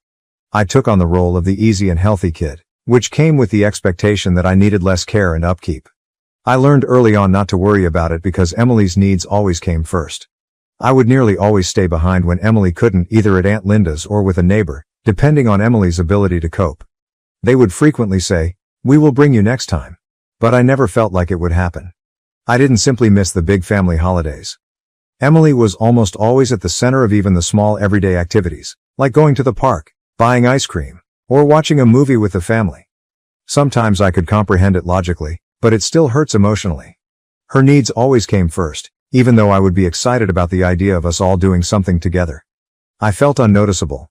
The first time I truly felt the weight of being forgotten was on one of my birthdays. I must have been 8 or 9 years old by then. There was no cake, no celebration, and no acknowledgement of the day. I woke up that morning with the thought that maybe, just possibly, something unexpected was in store for me. However, as the day went on, it became very evident that my parents had completely forgotten my birthday. Their main goal was to get Emily to a concert that she had been anticipating for several months. They talked enthusiastically about the performance when they got home. As I listened, I questioned if they were even aware that it was supposed to be my special day. It wasn't until the next morning that my mother realized her error. Even while I appreciated the gift card she hurriedly grabbed as an afterthought, it was painfully obvious that the excitement of Emily's concert far outweighed my birthday in their universe. For many years, this pattern persisted. My parents were constantly focusing on Emily, and I was expected to accept that. Being understanding at all times, avoiding conflict, and blending in while everyone else's needs were taken care of was a heavy burden for a young youngster. I felt more noticed and appreciated whether I was by myself or at friends' houses, so I started spending more time there. A year ago was my 10th birthday. For weeks, I had been hinting that I wanted to do something fun. Like go to the arcade or throw a pizza party. It was significant to me because I was finally getting close to double digits. As my birthday drew near, however, it became very evident that nothing was scheduled. I wanted them to surprise me, but I forced myself not to get excited. Maybe, just maybe, this year would be different. On the morning of my birthday, however, there was no celebration. There was no mention of it during breakfast, and the day went by like any other. Emily was the center of attention because she had been having a rough week with her health. Even though I knew she required more attention, I still felt disappointed. My school friends recalled, wished me a happy birthday, and even collected some money to buy me ice cream for lunch. It was a small thing, but it made the day seem less empty. I thought maybe my folks would remember when I got home that afternoon. However, the house was silent and my mother was on the phone setting up Emily's next therapy session. My father was still working. It should come as no surprise that no one acknowledged that today was supposed to be mine. Trying to make the most of it, I went to my room. What is the point of saying anything? It wouldn't make people remember, and it certainly wouldn't make them feel sorry. The following day my mother finally realized she had missed my birthday again. She apologized and explained how busy she had been with Emily. As usual, I nodded and claimed it was all right, but it wasn't. Even though I knew in my heart how things would work out, they assured me that we would make up for it that weekend. I desired to have faith in them. We stayed at home during the weekend though, because Emily wasn't feeling well enough to go out. Rather than celebrating or doing something special for Emily, we watched her favorite movies. As an afterthought, my dad brought home a store-bought cake, but by that point, it felt more like a consolation prize than a celebration. It served as yet another sobering reminder that in my home, Emily's needs and desires always came first. I had given up on having many dreams by the time I turned 12. I didn't focus on making any requests or offering any agenda suggestions. I spent the entire day playing video games, doing my homework, and helping out around the house. That year, my parents did remember to wish me a happy birthday, but there was a brief acknowledgement before everything was back to normal. That day, Emily went to see another doctor, and she was the center of attention again. That birthday hurt the most. Even though it wasn't particularly awful, not because of anything noteworthy, but rather because of how typical everything was. Habitual neglect as opposed to malicious neglect. My needs barely registered since my parents were so accustomed to giving Emily all of their attention. They neglected not just my birthdays but also my accomplishments in school, my hobbies, and the things I held dear. The acknowledgement was swiftly followed by dismissal. Resignation hardened by the disappointment. I stopped expecting something different as I grew older and realized that this was just the way things were. Celebrations of friends' birthdays began to act as a reminder of what might occur. At home, however, the story was consistently the same. As the years went by, I became accustomed to my invisibility. My parents constantly seemed to be somewhere else, so I learned to have modest expectations. It wasn't like they didn't care about me in their own way. Even though Emily's requests were always more urgent, more immediate, and somehow more important, I started to emotionally distance myself, not out of anger, but out of self-preservation. It was easier to be satisfied with coming in second, third, or not at all, and it was easier to not expect anything. During all of this, my grandparents were my lifeline. They were the ones that noticed the small details about me and gave me a sense of importance. Every time I went to their house, I had the impression that I had entered a different realm where I could see myself. Making everything unique was something my grandmother was particularly skilled at. Each time I went to see her, she let me pick out something to bake. No matter what we made, cookies, cupcakes, or even simple spaghetti, she had an old recipe book that was worn and battered. Her kitchen was our thing. My childhood was filled with joy on such afternoons. She made sure I understood that I was more than just another kid, I was her grandson. Grandpa, however, was the reserved type. Although he didn't say much, he was trustworthy and always present. He loved model trains. His basement was crammed with tracks, little houses, and miniature scenery. I loved how he included me in something he enjoyed, not because I was a rail enthusiast. It was the only area where I didn't feel like an afterthought, and I spent hours down there with him. My grandparents complimented me on every small achievement I made that my parents didn't notice. After I scored my first soccer goal, Grandma prepared a special dinner and baked a cake. Grandpa even put the ball I used in the game in a small display in the living room. They made it feel like a huge deal in their place. Even though it was just a local soccer match, it was important to them because it was important to me. However, such pleasant things are always taken away by life. It was 3 years ago that Grandma fell unwell. It was a long fall, reflecting the slow erosion of my childhood happiness. It wasn't abrupt. She continued to attempt baking with me at first, but as her condition worsened, our sessions shifted to my sitting next to her bed and holding her hand as she slept. Long before she was gone, I missed her. Her death truly broke my heart. It felt like losing everything when I lost the one person who gave me a sense of belonging. The funeral went very quickly. There were many faces expressing sorrow, but it didn't feel genuine. Although Grandma was no longer with me, it felt more like a piece of me had. After that, Grandpa changed. His once warm eyes became aloof. Our visits decreased, and he stopped hanging around with his trains. What had been my sanctuary felt chilly and empty now. Because the house was too full of memories, Grandpa eventually went into a nursing home in a different city. I could understand why it was sold, but it still felt like another aspect of my youth had been lost. It wasn't the same when we went to see him once a month. The antiseptic visitor's room lacked the coziness that had previously made our time together memorable, and our visits were short. We were both unable to mend the raw wound caused by Grandma's absence. The barrier against the loneliness I experienced at home disappeared after Grandma left and Grandpa moved far away. Everything became controlled by Emily's needs, and life resumed as it had always been. The contrast, however, was suddenly even more noticeable. My grandparents made me visible where my parents had unintentionally rendered me invisible. It was absorbed by every family decision, every discussion, and every medical procedure Emily had. My words appeared to disappear as soon as they left my lips when I tried to discuss friends or school. They didn't appear to be picked up. I became more reclusive at home, and I typically declined friends' invitations to hang out at the university. It was easier to avoid queries about why I felt the need to pretend everything was all right or why I was always so miserable. Everyone was aware of Emily, of course, but nobody had any real idea what it was like to live in her shadow. Since Emily did not select her health problems, I felt ashamed, but that did not make the actual suffering of neglect any less genuine. Specifically, the guilt was awful. I felt terrible because I wanted more attention. And I was upset that Emily was constantly given priority. Feeling important was more important than merely getting attention. Despite my parents' best efforts, I still felt like I was peering in from the outside. At this point, I brought up family therapy for the first time, but I had no idea what to anticipate. I thought I'd give it a shot. My parents consented, much to my surprise. Maybe they thought a professional could assist close the growing distance between us, or maybe they didn't know what else to do. In any case, we were seated in a calm office with a therapist who appeared sincere in wanting to hear from each of us. We started going to therapy sessions on a regular basis. I was a little optimistic at first that things might get better. I was able to finally communicate what I had been experiencing for a long time early on in those sessions. I expressed my desire for them to take notice of my hobbies and recognize my achievements, as well as how it felt to be the one neglected. It had been a while since I felt as though my parents were actually paying attention or that they recognized the profound impact their deeds, or lack thereof, had on me. They appeared taken aback, possibly even shocked. Tears, apologies, and vows to improve were exchanged. For a few moments we appeared to be moving forward. My parents paid closer attention and were more considerate. They found time for me alone, for things that weren't Emily's purview. We went bowling, saw a movie, and visited a museum.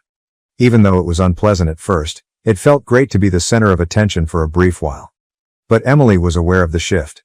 Since she wasn't used to sharing the limelight, her jealousy quickly surfaced. Small remarks like how much fun we must have had without her or how wonderful it was for her to have some alone time at home were the first subtleties. However, those comments quickly became more. She sobbed throughout dinner one night, saying my parents were favoring me and ignoring her. According to her, the reason they loved me more was because I was normal. My parents were shocked by the accusation and hurried to console her. We started to lose the delicate equilibrium we had been establishing. We stopped going on family vacations as often, and when we did, Emily's jealousy took center stage. My parents went back to their old methods because they couldn't decide whether to include me or control Emily's emotions. It quickly became evident that I was only living in Emily's reality once more. I felt bad for disturbing things, so I proposed that we resume our regular routine. I decided that accepting my position on the sidelines would make things simpler for everyone. However, our therapist disapproved of that notion, reminding us that the purpose of treatment was to disrupt these negative habits rather than to strengthen them. Even though it seemed like we were going nowhere, we persisted. The majority of our sessions were dominated by Emily's sentiments of envy and abandonment.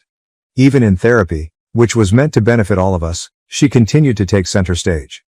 Despite my frustration, I failed to find a solution. One session reached a breaking point when Emily accused my parents of loving and preferring me more. My parents went into a self-doubting, guilt-ridden spiral after the accusation. The progress we had been making was compromised as they rushed to reassure her. It was tiring to see the same patterns being repeated over and over. I started to question whether going on with therapy was really necessary. I was so exhausted. I was simply exhausted and no longer upset. I'm tired of attempting to articulate how I feel and of holding out hope that things will improve. I began withdrawing once more, both from the treatment sessions and from my family. I started to lose the tiny hope I'd been holding on to, the hope that perhaps things could be different.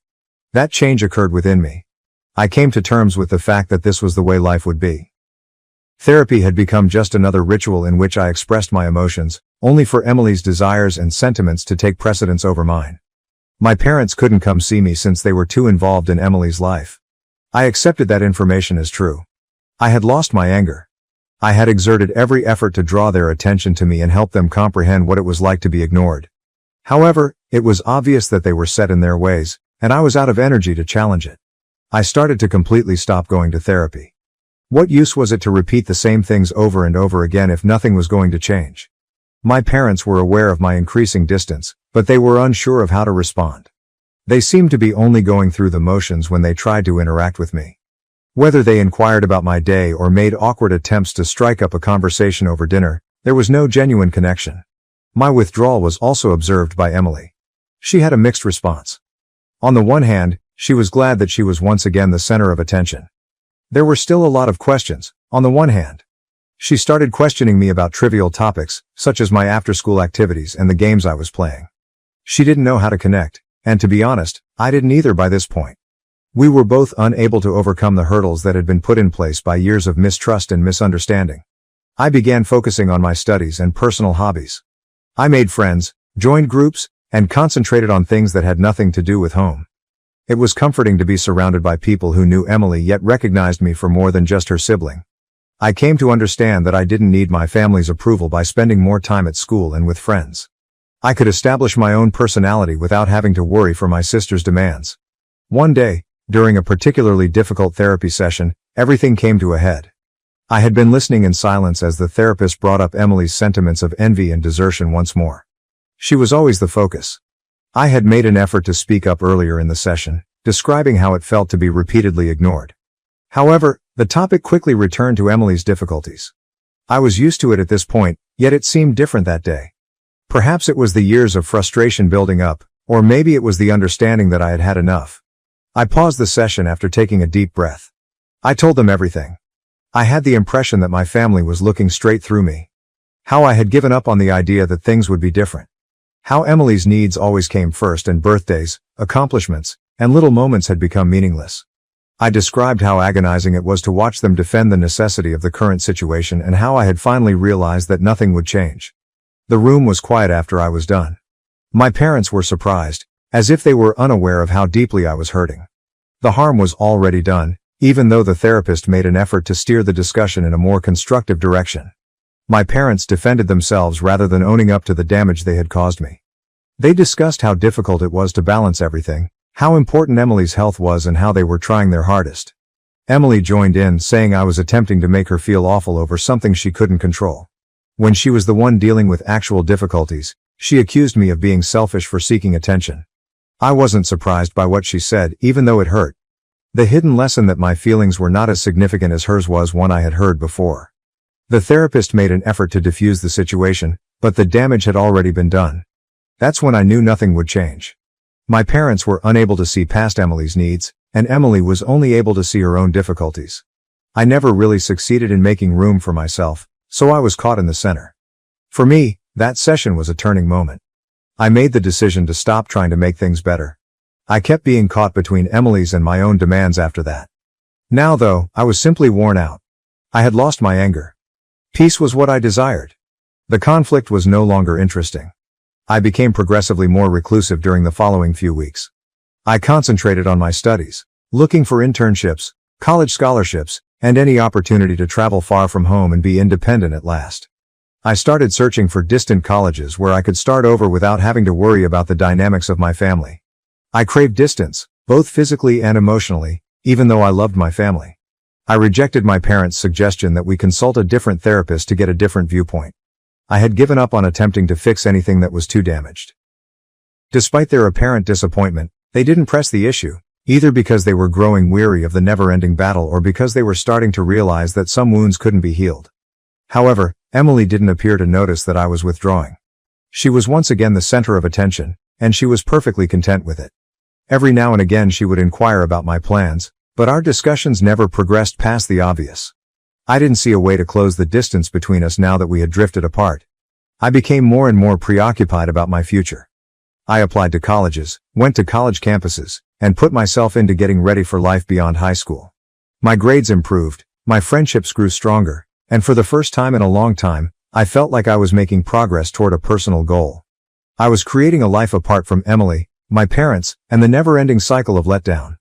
In the end, I received acceptance to a college in a different state. I could travel home if necessary, but it was still distant enough for me to be independent.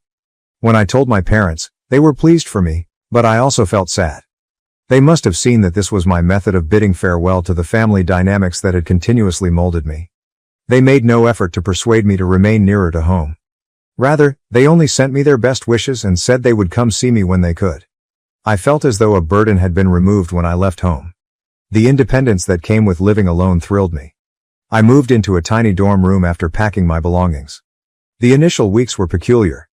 The silence and the lack of Emily's incessant demands were unfamiliar to me. However, I quickly adapted to my new existence. I joined groups, made new friends, and found that I liked having my own identity.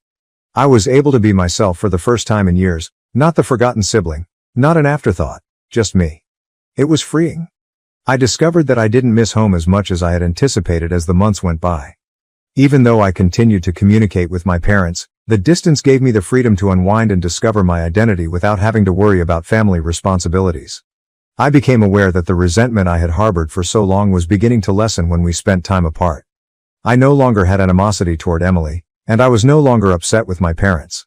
Even though I hadn't always appreciated their best efforts, I now realized that they had done the best they could. Learning to let go of my expectations brought me serenity. Life in college was enjoyable. I was surrounded by individuals who noticed me, paid attention to me, and gave me a sense of acceptance. These close companions turned into family. We commemorated accomplishments, birthdays, and even the minor triumphs that my family had frequently disregarded.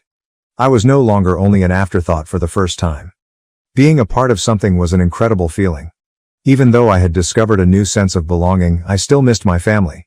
I stayed in touch, but we only had surface-level interactions. The deeper problems that had afflicted us for so long were never explored.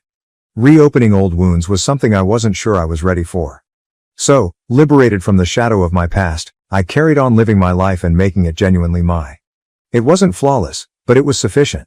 I had been looking for a place where I could just be myself all my life. I had finally located that location. With time, the distance between my family and I became more about emotional isolation than it was about geographic distance. I was finally starting my own life without the burden of my family's past. I wasn't just existing at college, I was thriving. For the first time, I felt appreciated and seen for who I was, not only for what other people at home had classified me as, and I made friends who truly liked me. I would still occasionally contact home, mostly out of duty, but those conversations always felt pointless. My parents would nod courteously when I told them about my friends or school, but it was always obvious that Emily was still very important to them emotionally. As soon as I brought up her name, the topic of conversation would go back to her most recent health information, difficulties she was facing, and how she was handling everything. When it felt that my life was merely a footnote in their world, it was hard to stay involved in such discussions. I couldn't fully give up on the possibility that things would change in the future, though. I was depressed even though I had long since moved on from the grudge. There was still a secret longing for a family that would embrace me the way they did Emily. My parents would simply give me a quick phone call or a fast text message to mark milestones, holidays, and birthdays. I had given up on expecting anything more by that point. I rejoiced with my pals, who had become my real family. They were the ones who made me feel important, who remembered my birthday, and who were there for me when I needed them. During my last year of college, I made the decision to spend Christmas at home 1 year. Since I hadn't been there in a long time, I reasoned that perhaps enough time had gone by for things to feel different. Perhaps I had changed and matured enough to manage the dynamics that had before overwhelmed me. The house was the same when I got there, yet something felt different. Maybe I was the difference. Perhaps the area that had made me feel so small was now too small for me. My parents' cordial welcome gave me a fleeting optimism that this visit would be unique. However, the old patterns quickly reappeared. Once more, Emily was at the center of every discussion. Her needs, her challenges, her accomplishments. I listened politely, but as the days passed, I noticed that I was emotionally withdrawing and reverting to the corner I had occupied for so long. It seemed as though I had never been gone. Christmas morning was the decisive moment. My folks hadn't remembered to buy me anything. There was nothing for me as we sat around the tree exchanging gifts, no name-branded item, no sign of appreciation. I saw Emily's happiness light up the room as she opened her presents. My parents valued her so highly that they were oblivious to my silent existence. My life had been fashioned by years of overlooked milestones, forgotten birthdays, and subtle neglect, all of which were brought back to me in that moment. This time, however, I experienced acceptance rather than rage or sadness. I had finally come to the point where I didn't require their approval or affirmation. I didn't need them to congratulate me because I had learned to do it on my own. I silently packed my belongings that night and departed early the next morning. There was no conflict, no spectacular departure. I was aware that I had at last reconciled with my childhood family. Knowing they wouldn't change, I just turned away. However, I realized that I no longer required their space. In a family that didn't know how to provide for me, I had spent years trying to find a place for myself. In the world I had created for myself, I had discovered that place somewhere. Life continued. I got a job in a distant place after graduating with honors from college. It was everything I had ever wanted. A new beginning, a clean slate, unencumbered by my family's past, and the freedom to become who I truly wanted to be. For the first time, I felt genuinely pleased with what I had achieved, and my friends joined me in celebrating by throwing a party in my honor. I became acutely aware that my happiness was independent of my family after spending time apart from them.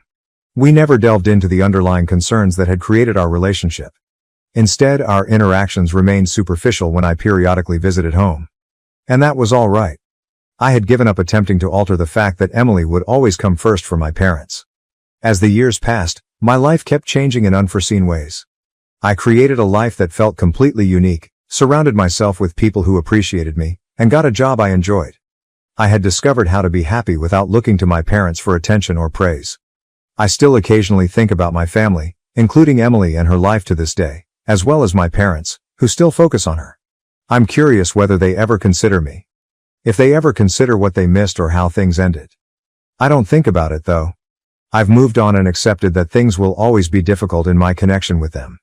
In my opinion, a family is made up of everyone who supports you, accepts you for who you are, and loves you without conditions, not only your biological relatives. With more love and support than I ever imagined, my friends have grown to be like family. Though I've learned to love myself enough to let go of the desire for their approval, I will always adore my parents. The fact that I've created a happy life is ultimately what counts. I am incredibly thankful for the lessons I have learned, the strength I have acquired, and the person I have become as I sit here now and think back on the path that has led me to this point. I never lost myself, even though my family may have forgotten me in many ways. And that's what matters most of all, I've come to realize. My stepbrother bullied me for years. I recorded him and got him expelled. Now my family wants me to say the video was fake to save his future. For the past year, my stepbrother Jonathan, 17M, has been tormenting me at school, and yesterday it just blew up. Because of how messed up this issue is, let me give you some history before I tell you what happened. 3 years ago, at her company's annual dinner, my mom met Jonathan's father, Harris, 45M. Mom had been parenting me alone since my dad died in a vehicle accident when I was 5 years old. Before she met Harris, she had a few dates but nothing committed. He seemed to genuinely care about her and was pleasant and successful. Before getting married, they dated for around a year. About 6 months into their relationship, Harris organized a dinner where I first met Jonathan. At first, Jonathan appeared to be fine, quiet but courteous. After supper, we even played video games together, and I recall thinking that maybe having a sibling wouldn't be that horrible. Being an only child has always left me feeling lonely at times, to be honest. After the wedding and when we all moved in together, everything was different. The initial weeks were uncomfortable but doable. Then, when our parents weren't present, Jonathan began to say these insignificant things. He would remark things like that I was probably in dire need of a father figure or that his dad was essentially my mom's meal ticket, which is untrue. My mom is a wealthy marketing executive. My grandma gave me a number of photo albums, and I have wonderful recollections of my dad. I initially tried to ignore it, assuming he was simply getting used to the new circumstances. However, the remarks continued to deteriorate. He would ridicule me for keeping my dad's photos in my room, telling me that I should move on since his dad was now my father. He would tell me that I was fortunate that they even allowed me to live in their house because, in reality, Harris had purchased it. They really sold both of their previous homes to buy it jointly. Mom would respond that I was being overly sensitive and that Jonathan was only attempting to get used to having a new family member when I tried to bring this up to her. Jonathan's transfer to my school at the start of this school year was the beginning of the real horror. Our parents believed that having us attend the same school would promote brotherly bonding. Jonathan plays football, has a large circle of friends, and essentially controls the social scene, making him the quintessential popular kid. I have a tiny circle of pals who share my hobbies, and I'm more interested in academics and computer programming. At school, Jonathan began spreading all these tales about me. He told people that I'm jealous of him because he has a real father, that I frantically attempt to win his dad's approval, I really avoid Harris out of respect for my dad's memories, and that I cry myself to sleep wishing for my dead dad. I don't. Because they had heard about my emotional issues, even strangers would approach me and ask if I needed an embrace. It got so awful. Physically, it began modestly. In the corridors, he would run into me and say it was an accident. With a phony voice that made his pals laugh, he would knock down my books and say sorry. However, things worsened. In the cafeteria, he once accidentally poured his energy drink all over my laptop. All of my programming efforts were stored on that laptop, and although I was able to preserve the hard drive, the laptop itself was destroyed. Jonathan said it was just an accident and offered to let me use his old laptop when I told Mom and Harris. They told me I was exaggerating the situation because they thought he was right. Even Mom's sister, Aunt Sarah, who was formerly quite close to me and always supported me, began to advise me to make a greater effort to connect with Jonathan. He's just being a typical teenage boy, and you're too sensitive, just like your father was, she would add. My dad was always my hero, so having her point the finger at me in that final remark was incredibly hurtful. Things dramatically worsened around a month ago. After gym class, Jonathan and his pals cornered me in the boys' locker room. They were pushing me around, removing my glasses, and making fun of the fact that I couldn't even fight back like a real man, all without actually striking me. I decided I had had enough at that point. When Jonathan was around, I began surreptitiously recording everything on my phone. I was desperate, even though I realized it might not be the correct thing to do. When I told them what was going on, they didn't believe me. I got just what I needed 2 weeks ago. Tommy, a freshman, was being harassed by Jonathan and his pals. Tommy is quite bashful and little for his age. He was trying to jump and catch his bag as they threw it over his head in a game of keep away. They referred to him by derogatory terms, saying things like, "What's wrong, short stack? Unable to get there?" I took notes on everything. Jonathan went too far though. Jonathan became enraged and gave Tommy a strong shove when he eventually succeeded in grabbing his luggage. Tommy's nose got bloody after he collapsed and struck his face against a locker. I went directly to the principal with the video. Despite their generally lax enforcement of our school's zero-tolerance policy for bullying, they were unable to ignore it when there was video proof of actual physical attack. By the end of the day, Jonathan was formally discharged from school when they phoned Harris to come get him. Everything blew up when we got home that afternoon. Jonathan sobbed to his father about how his life had been ruined, how he would never be able to attend a reputable university, and how this would ruin his chances of receiving a football scholarship. Harris was enraged with me, shouting that I had betrayed family, and that I was only envious of Jonathan's accomplishments. The worst part, though? My mother sided with them. In fact, she advised me to visit them first rather than the principal first.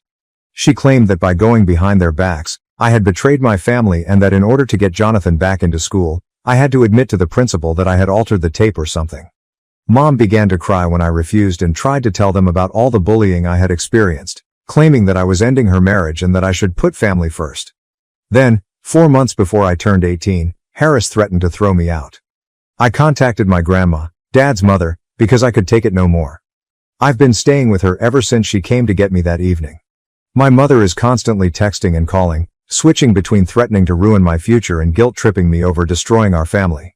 While some of my students are accusing me of being a snitch, others who have also been harassed by Jonathan are expressing gratitude to me. I know what I did was right, therefore I don't regret anything, but now everything is in such disarray.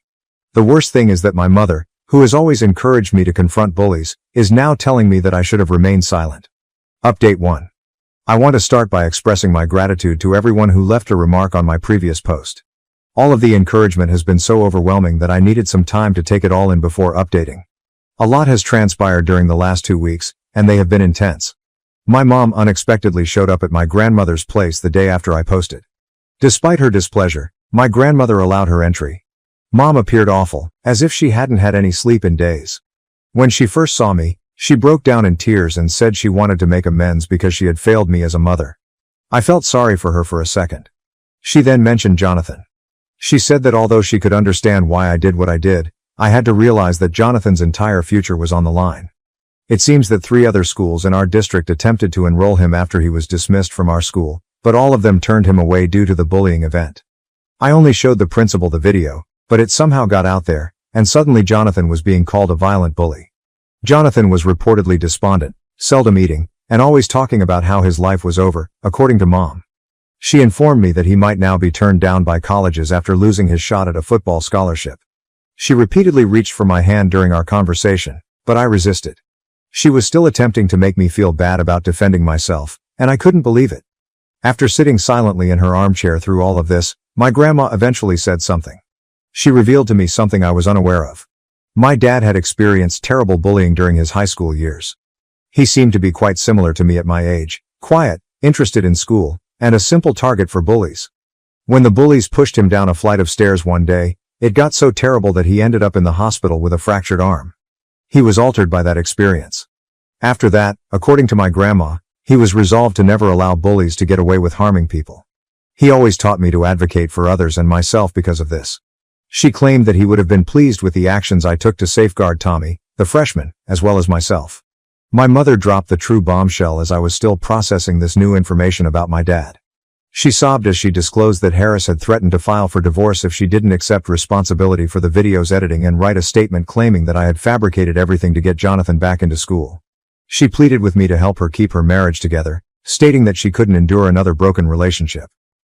My own mother was pleading with me to lie and accept responsibility for everything in order to keep her husband from abandoning her, and I couldn't believe what I was hearing. My grandmother must have noticed my surprise because she told my mom to go right away. She claimed that a mother didn't deserve to be called a mother at all if she asked her child to take responsibility for their own mistreatment. My grandma handed me a collection of letters my dad had written to me before he passed away after Mom left. She believed I needed them immediately, even though they were meant to be presented to me when I turned 18. He expressed his desire for me to always stand up for what's right, even when everyone else was against me, in one of them, which was written just 1 week prior to his accident. He wrote that being brave is about doing the right thing in the face of fear, not about never being afraid. In the meantime, education has become more difficult. Through the use of photoshopped images of me with derogatory captions and the dissemination of false information that I'm mentally ill and made things up for attention, Jonathan's friends have been harassing me online. However, an unforeseen event occurred. The freshman Jonathan had harassed, Tommy, shared his own experience. Tommy informed the principal of further instances in which he had been harassed by Jonathan. Then other children began to come forward, like dominoes falling. Some even have recordings of themselves. One female had recorded being harassed about her weight by Jonathan and his friends for weeks. Screenshots of Jonathan harassing him and threatening to tell everyone were in the possession of another man. Yesterday, I was called into the school counselor's office. A big folder containing complaints about Jonathan from the previous year that had been misplaced or disregarded was presented to me by her. She asked whether I would be willing to assist in establishing an anti-bullying committee at the school and expressed regret for not acting sooner. She claimed that by confronting Jonathan, I had inspired other kids to speak up as well. I'm a cunning kid who set Jonathan up because I was envious of him, Harris has been telling everyone who will listen. He is being believed by a number of family members, including my Aunt Sarah. She gave me a lengthy lecture over the phone yesterday, expressing her disappointment that I had ruined a young man's future over teenage drama. I should have handled it within the family instead of embarrassing everyone by going to the principal, she remarked, echoing Mom's statement. I continue to reside at my grandmother's home. Since I'll be 18 in 4 months anyhow, she's actually assisting me with researching legal emancipation. I have a strong case, especially considering the circumstances, according to the attorney we spoke with. I constantly get these lengthy, tearful letters from my mom saying that I'm tearing the family apart, and that I'll regret it when I'm older. I no longer reply to them. It's unbelievable to me that she would put her marriage before her own son. I'm attempting to concentrate on my studies and maintain my marks at the moment. Despite everything, My grandmother has been incredible. She even made me a little study space in her guest room, just as I had at home. Reading my dad's letters is helpful on days that are more difficult than others. It is as though he anticipated my need for his counsel years later. I'm just trying to get through each day right now, but I'll update again if something important occurs. Once again, I want to thank everyone for their support. Knowing that I'm not alone in advocating for myself is a huge comfort. Update 2. Things have taken a surprising turn, and I'm still figuring out what happened. Karen, Jonathan's birth mother, sent me a Facebook message last week, which surprised me. She claimed that one of Harris's relatives had told her about what had occurred and that she wanted to meet with him to discuss it. I was somewhat apprehensive at first. I was unsure of her motivation because Harris had consistently portrayed her as an unstable individual who had deserted Jonathan. However, my grandma consented to accompany me, so last Saturday we met Karen at a coffee shop close to her home. Everything I believed to be true about the scenario was totally altered by what she told us. It turns out that Jonathan had previously engaged in severe bullying. Prior to my mom and Harris's marriage, he had received 3 suspensions from his former school for harassing other pupils. The most recent instance was very awful. As a prank, he and his friends had trapped a child in the gym storage room for several hours. Following that episode, Karen had attempted to get Jonathan into therapy. In order to address Jonathan's violent conduct, she showed us past emails she had exchanged with Jonathan's school counselor, who strongly suggested a psychological assessment and treatment. Harris, however, had objected, claiming that Karen was attempting to portray their kid as weak and damaged. When she gave us the records from their custody dispute, it was the true stunner. Harris had obtained full custody because he had superior counsel and persuaded the court that Karen was trying to create problems where there weren't any by insisting on therapy, not because he was the better parent. Not only did he transfer Jonathan to my school because of the marriage, but his previous school had threatened to expel him if he committed another infraction. As she was telling us all of this, Karen started crying. She claimed that although she had made an effort to remain involved in Jonathan's life, Harris had threatened to take legal action against her if she attempted to get in touch with his school or intervene. She kept apologizing to me for not speaking up sooner, claiming that she was too scared of Harris to take any action. Harris had done this previously, which explains a lot of why he was so fast to threaten divorce if I didn't accept responsibility. Instead of genuinely assisting Jonathan in resolving his problems, he is more concerned with maintaining his reputation. He has been repeating this cycle for years. Last night, I presented my mother with all of this material. Karen had provided us with copies of everything, including the court records, emails, and school reports, but I wasn't sure if she would believe it. I saw genuine understanding appear on Mom's face for the first time since this whole thing began when she read it all. At last, she broke down and acknowledged that she had been seeing Jonathan's conduct even prior to the school event, but she had been too scared of losing Harris to recognize it. She told me how some parents had stopped allowing their children to attend study groups at our house, how she had heard Jonathan being mean to other children when he believed no adults were around, and how she had noticed my withdrawal and anxiety but had told herself it was just teenage stuff. Mom moved out of Harris's house today.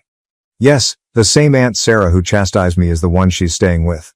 After seeing the proof, she has entirely altered her mind. Mom says she can't stay with someone who would protect a bully at the expense of other children, even if that child is his, and she has already filed for divorce, but not because of Harris's ultimatum.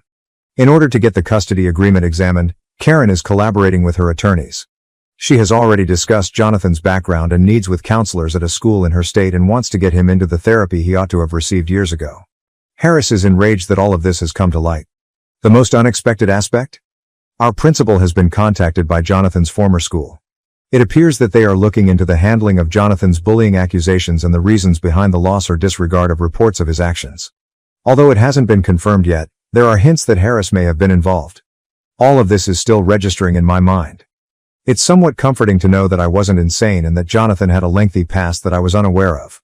However, it's disheartening to consider that perhaps none of this would have occurred if Jonathan had received assistance years prior, when Karen first became aware of the issues. My mother is always complaining that she should have done a better job of protecting me.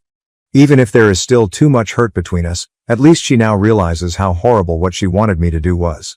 In order to understand why she was so willing to overlook the warning flags, she is discussing seeking therapy for herself. I'll give you another update if anything significant occurs, but for now, I'm just trying to concentrate on having a successful end to the school year.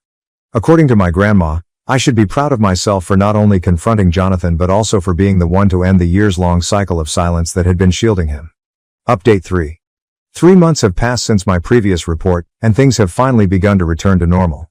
I thought I should give you all a final update because a lot has changed. About a month ago, once my mom acquired her own house, I moved back in with her. Despite being smaller than our previous home, the flat nevertheless feels more like home. She continues to apologize nearly daily, and even though I've forgiven her, our relationship has changed. We both seem cautious now, as if we're worried about saying the wrong thing. Surprisingly, I chose to start family counseling 2 weeks ago. The counselor is assisting us in improving our communication and re-establishing mutual trust. There were some unsettling findings from the examination at Jonathan's previous school. It appears that Harris had been contributing regularly to the school's athletic department, which could account for the disappearance of numerous complaints regarding Jonathan. A thorough investigation is underway by the school board, and a number of administrators have been placed on leave. Last month, Jonathan relocated to his mother's state and is now enrolled in a new school that focuses on behaviorally challenged adolescents. I've heard that he's doing better now that Karen has him in rigorous therapy. He apologized for everything in a lengthy Facebook message that I received. He wrote about how therapy is helping him deal with his anger management difficulties and how he's finally realizing why he acted the way he did. I haven't replied yet. Perhaps I will, but right now I'm not prepared. The school's anti-bullying committee has flourished. The school administration is now taking bullying concerns much more seriously after we assisted a number of students in coming forward with their stories. Actually, I sit on the committee with Tommy, the freshman whom Jonathan harassed. He has grown to be the kind of brother I had thought Jonathan would be, like a little brother to me. The remaining letters from my dad were given to me by my grandma, and reading them has been both devastating and therapeutic. In one of them, he expresses his desire that I will become a person who defends others, and it seems as though he is still mentoring me despite the passage of time. Last week, my mom's divorce was finalized. Harris attempted to argue against it, but he immediately changed his mind once mom's attorney presented the information regarding Jonathan's history and Harris's role in concealing it. Mom is also receiving therapy to help her understand why she was so ready to overlook Jonathan's bullying warning signs. She claims that she lost sight of what was truly important, being a good mother, because she was so terrified of being alone once more when Dad passed away. The most surprising thing happened last week. I received a letter from Karen. She expressed her gratitude to me for being the first to reveal Jonathan's situation. She claimed that after years of feeling bad about not being able to support her son, she has found peace in witnessing him finally receive the assistance he requires. As a thank you, she also wrote me a check for my education fund, which I was able to return with the assistance of my grandma. Accepting it didn't seem right. Next month, I will graduate and move to another state for college. My dad left some money for my schooling, and my grandmother is assisting me with the money now that I've been accepted into a reputable computer science program. To have a new beginning ahead of me feels nice. Although fewer people now believe Harris, he continually disparages me to everyone who will listen. I've received apologies from some family members who initially supported him, such as Aunt Sarah, who now gives me cookies every weekend and never stops telling me how proud my dad would be. I've learned a lot about sticking up for what's right, even when it's difficult, from this entire process. I've discovered that you should continue to protect yourself even if the individuals who are supposed to do so fail you. I'm grateful for everyone who supported me, especially my grandma, who taught me what true family support looks like. I'm no longer furious. My family sued me to give my house to my golden child brother. Later, they kidnapped my wife, claiming they were saving her from me. I've been harboring this grudge for years, and I'm not sure if I'm seeking guidance or if I simply need to vent. It's difficult to describe, but I suppose I've always known that my family didn't really love me, not in the manner that I should have. My brother, Ryan, is 17 years old and I'm the oldest sister, 24. 7 years is a great enough distance for us to never truly get along. To be honest, I believe that things began to go south as soon as he was born. I could tell as a child that he was the center of my parents' universe. I was just there, and he was their golden child. The more I think back on it, the more I see how messed up everything was. Even if I used to think maybe I was just being dramatic or hallucinating things. For instance, Ryan received a brand new PS5 with everything he could possibly want for Christmas last year. Me, I received socks. Walmart basic white socks, no joke. Even the socks themselves don't matter to me. I could live without them. The thing that bothers me though is that it was the only present I received. As Ryan devoured his presents like a ferocious animal, everyone was gathered around, grinning and laughing. The enthusiasm in the house was all for him. Then there was me, with a little packet of socks in my hand and a phony smile on my face as I was totally disregarded by everyone. What's crazy is that this wasn't an isolated incident. This was how my entire life was. My birthdays? Don't think about it. My family didn't even recognize my birthday until I was about 10 years old. They either forget or stop caring after that. My parents didn't even say happy birthday, so I celebrated my last birthday with college pals. Nothing. No text, no call. For Ryan's birthdays, however, they give it their best. My parents arranged a huge celebration for his 16th birthday last year. They hired a bouncy house, invited all of his friends and relatives, and even hired a magician or other entertainer. They had the entire event catered, and the house was decked out. Like the Super Bowl of birthdays, it was absurd. I wasn't even invited either. Yes, you read correctly. Even my own brother's birthday party did not extend an invitation to me. I only learned about it the day before, and when I brought it up to my parents, they dismissed it, claiming that I was too busy with school to want to attend. To be honest, I tried to forget the entire incident by going out with my friends that day, but even as we spent time together, I couldn't get rid of the feeling that I wasn't welcome in my own family. When my birthday arrived this year, it was the true kicker. Maybe, just maybe, they would at least recognize it, but I didn't anticipate anything. I've learned not to. Nothing. Once more, I spent the day with my college pals. Although it was enjoyable, the tiny celebration they organized for me in the dorms is not the same. Even if it's only a little, your family should enjoy your birthday with you. Every time Ryan turned 10, my parents transformed the house into a ludicrous pirate adventure theme complete with costumes and treasure hunts, reminding me of what I was missing. In the meantime, we enjoyed pizza for my 10th birthday. That was it. And I considered myself fortunate to receive that. The continual reminder that I'm not the favorite, that I never will be, is what hurts the most, not the presents or the parties. I've made a concerted effort to be a good son by doing all they asked of me, staying out of trouble, and getting good grades. However, none of that was important. Ryan has always been charming. He's gregarious, athletic, and everything I'm not. And my folks loved it. I recall being ecstatic to have a younger sibling when he was born. I assumed we would play video games together, be great friends, and hang around like the brothers in movies. However, I quickly discovered that Ryan also had no interest in me. He had all he could possibly want. His friends, his sports. I was merely present. I was the forgotten child, the fallback option. I became resentful of him as we grew older together. At first, I don't think it was his fault, but he began to recognize his authority. In the view of my parents, he could do no wrong. Guess who would be held accountable if we got into a fight? Me. Always me. My parents would simply laugh it off if he made a mistake, or they could even accuse me of not doing enough to assist him. I was always the villain, regardless of what he did. I recall Ryan lying about smashing the TV once. The TV was knocked off its stand as he and his friend were roughhousing. The object was all but broken. Ryan pointed directly at me when my parents got home and said I was the one who had knocked it over. Even if I wasn't at home, you know what? They took him seriously. They confiscated my phone, grounded me for a month, and pretended that I was a criminal. I basically gave up at that moment. In an attempt to escape from home, I began to isolate myself more and spent most of my time in my room or at friends' houses. However, each time I entered the house, it seemed like I was entering a never-ending reminder that I was unimportant. Ryan's room was filled with posters of his favorite sports teams and all the newest technology, whereas mine was tiny and claustrophobic. He seemed to have his own little empire, and I was just a nobody in the background. I will always remember my 18th birthday. I hoped that since I was growing up, they would do something special for me. However, no. It was just another day when I came downstairs that morning. Ryan was playing on his new Xbox, my dad was reading the paper, and my mom was working in the kitchen. No one spoke. Not even a happy birthday card or present.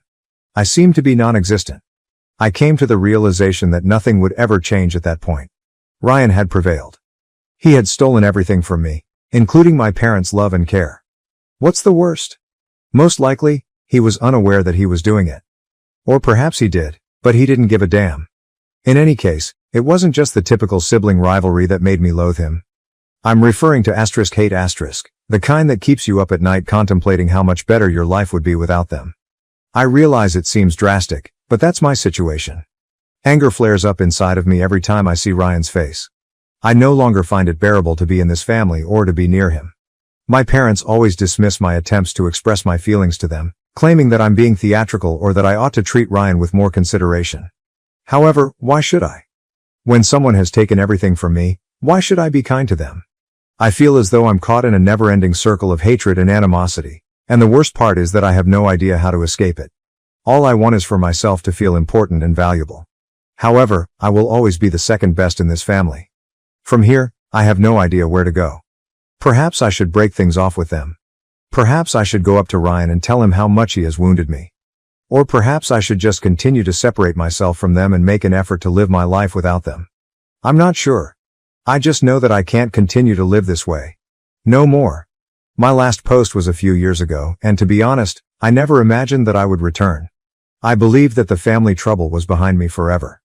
However, the nightmare I thought I had escaped has suddenly become worse than I could have ever imagined, since life has a tendency of throwing curveballs. This is a lengthy and convoluted narrative, so buckle up. I took the necessary action after my last post. I cut off contact with my parents. How could I not? I was being tormented by the ongoing disregard and the obvious partiality shown to my younger brother Ryan. I decided to avoid making too much touch. As quickly as possible, I left my parents' house and moved in with a few college pals. To be honest, I felt as though a burden had been removed. Of course though, I still had to earn a living.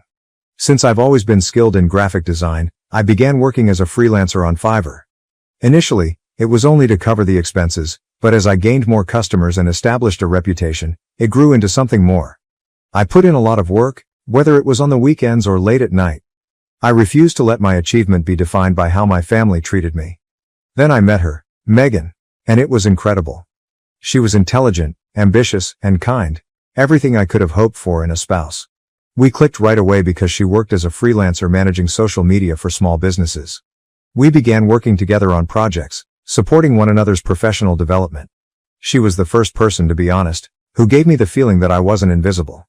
She did see me, And since she truly cared about me, she loved me for who I was, not for what I could do for her or out of duty. Our dreams grew as our jobs flourished. After a year or so of dating, we moved in together, and things continued to improve. Our crazy plan was to combine our savings and purchase a home. But we didn't want just any house, we wanted something unique. We searched for months before locating the ideal location, a huge 3-story suburban home. Our combined income allowed us to make it work, even though it was more than we ever imagined we could afford. We were overjoyed. This was something we created together, our dream. 3 days after we completed the transaction, we were formally homeowners. The real nightmare began at that point. My mother called me 3 days after we moved in. I wasn't even willing to pick up at first. Since I moved out, we hadn't spoken much, and the few times we had spoken, it had either been awkward or resulted in a fight. However, I responded for some reason. As if nothing had happened, she chirped, "Hey honey, we're in town and thought we'd stop by to see the new house." I ought to have been more aware. I should have sensed that something wasn't right. I told her they could come over though, even though I should have known better. I reasoned that it would be better to end the visit than to continue avoiding them. My dad, Ryan, and a woman I had never met before arrived at our front door a few hours later. This is where things start to become extremely strange. My younger brother Ryan, the beloved and golden child, wasn't by himself. The female companion? It turns out that was Karen, his fiancée. She was also expecting a child. Yes, you read correctly. Ryan would soon become a father. Nobody had bothered to inform me of my brother's engagement or the impending birth of a child. My first warning sign was that my father began using passive-aggressive language before he had even entered. "Whoa, you bought this house. Surprised you could afford something like this," he replied sarcastically, as if he had been demeaning me all along. However, I dismissed it. I didn't want to get into an argument. Not quite yet. The discomfort increased after they were inside. Megan sensed that something was wrong when my mom tried to strike up a conversation with her. She kept looking at me as if to ask, "What's going on?" At the same time, Karen was pacing the house as if she owned it, while my dad and Ryan were whispering to each other. Then suddenly, my father revealed shocking information. As patronizing as ever, he began, "We've been thinking. It would make sense for Ryan and Karen to move in here since they are starting a family and will need space for the baby." Not quite digesting what he had just said, I just gazed at him. "What? This house is much too large for you and Megan alone," my father went on, utterly disregarding my surprise. "A location like this would be very beneficial for Ryan and Karen as they raise their child. You don't need all this space." What I was hearing was unbelievable. I felt as though my own house was being gaslit. "Are you kidding me?" After giving me a direct look, my dad said something that made my blood boil.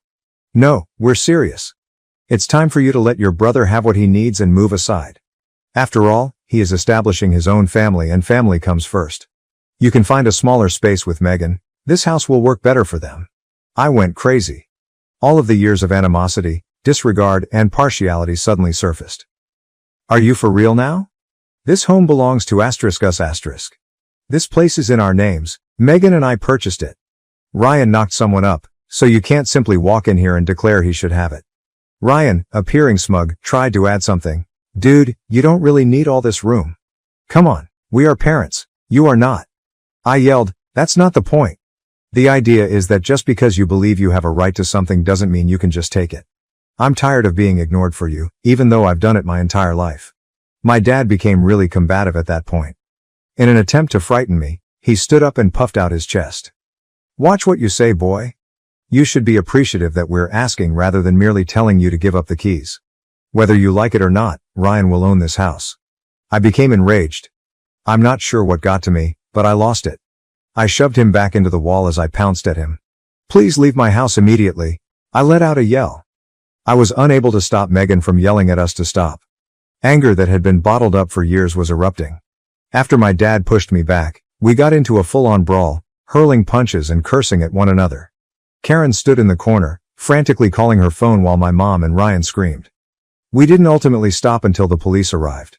I suppose that when things got out of control, Karen had phoned them. They took my dad and I apart, put us in handcuffs, and dragged us to the station. It was unbelievable to me that this was my reality as I sat in the holding cell. I was sitting in jail because my own father had attempted to take my house from my brother. A few hours later, Megan came to my rescue, but the damage was already done. My family was officially irreparably damaged. However, it didn't stop there. It grew worse, oh dear. In his unending brilliance, my father chose to sue me for the house. In fact, he attempted to sue me, saying that Ryan and Karen were more in need of the house than I was and that I ought to give it to them. I was stunned by its blatant insolence. Thus, we appeared in court. I prepared for the battle of my life by hiring a lawyer and gathering all the required paperwork to prove that the house was in my name. The truth is, though, I had something different planned. I wasn't going to overlook the trail that years of emotional and psychological abuse had left behind. I collected information from acquaintances who had witnessed my parents' treatment of me over the years, including emails, texts, and even eyewitness accounts. I took everything to court. In addition to asserting that the house belonged to me, my attorney claimed that I had spent the majority of my youth being neglected and emotionally abused. I had had enough of being the submissive, quiet son. It was time to defend ourselves. Months passed throughout the court case. My dad did everything he could to paint me as the villain. He portrayed himself as a devoted father who only wanted to act in his family's best interests. Ryan and Karen pretended to be the victims, saying that I was being self-centered for keeping the house and that they needed it for their child. However, none of it was successful. I felt as though a burden had been removed from my chest as the final verdict was rendered. In addition to finding in my favor, the judge mandated that my father compensate me for emotional and psychological abuse by awarding me $120,000. It was unbelievable to me. It felt like justice that someone had finally defended me for the first time in my life. I stopped communicating with Ryan and my parents following the court decision. The lies, the manipulation, and the unrelenting favoritism were all too much for me to handle. Having the house to ourselves at last allowed Megan and I to begin rebuilding our lives. However, the wounds caused by everything that transpired will never completely heal. I still find it hard to comprehend how far my parents went to defraud me, even as I write this. Ryan was the golden child, and I was merely an afterthought. But I suppose that's simply the way things have always been. However, it is no longer the case. About 3 years have passed since my previous update, and I wish I could tell that everything has been going well. I believe that everything had finally calmed down after the chaos caused by my dad attempting to take my house. I believed that I had permanently moved on from the family drama. If I've learned anything, it's that no matter how hard I try to keep my distance from my family, they will always want to pull me back into their toxic mess. Before I get into the recent horror, let me just provide some context. Megan and I were married 3 years ago. I can honestly say that it was the best choice I've ever made, and it was one of the happiest days of my life. After the litigation with my dad, I realized that Megan was the only person I could really rely on because she supported me through all the chaos with my family. Only a few of Megan's family members and close friends attended our tiny, private wedding. My brother, parents, and other family members were not invited. I didn't see the point after everything they had done to me, including the abuse, deception, and litigation. I owed them nothing, and I wasn't going to let their toxic conduct to spoil my wedding day. They discovered it, of course. I don't know how, but a few days after the wedding, my mom sent me a lengthy, guilt-tripping email expressing how disappointed they were not invited. I was okay with my dad not bothering to get in touch. However, it was my younger brother, Ryan, who lost it. I suppose I should have anticipated it. My parents had always gone out of their way to satisfy Ryan, who was known as the golden child. He never accepted accountability for anything in his life, and he always placed the blame for his errors on someone else. The financial status of my parents suffered when the court decided in my favor and mandated that my dad pay me $120,000. They weren't in financial distress or anything, but their standard of living had decreased. Being the pampered brat that he is, Ryan was unable to cope. I suppose that was the beginning of the end for him because he didn't get the house he believed he was entitled to and his father had to pay a hefty sum of money. A few months after the court case, his fiancée, Karen, broke up with him. She took the kid and returned to living with her parents, based on rumors I heard. Although I never heard the whole story, I'm positive that Ryan's inability to cope with the strain was the reason. I can help with it. He believed that I was to blame for everything, including my dad's legal defeat, their financial difficulties, and Karen's departure from him. Things took a very bad turn at that point. About a month has passed since my wedding. As we continued to adjust to our new life together, Megan and I were relishing the tranquility that came with finally escaping the toxic hold of my family. I made the decision to take a stroll around the neighborhood one afternoon. Sometimes I like to take a stroll around the peaceful streets and breathe in the fresh air to decompress. At least it should have been a typical day. I spotted Ryan halfway down the block.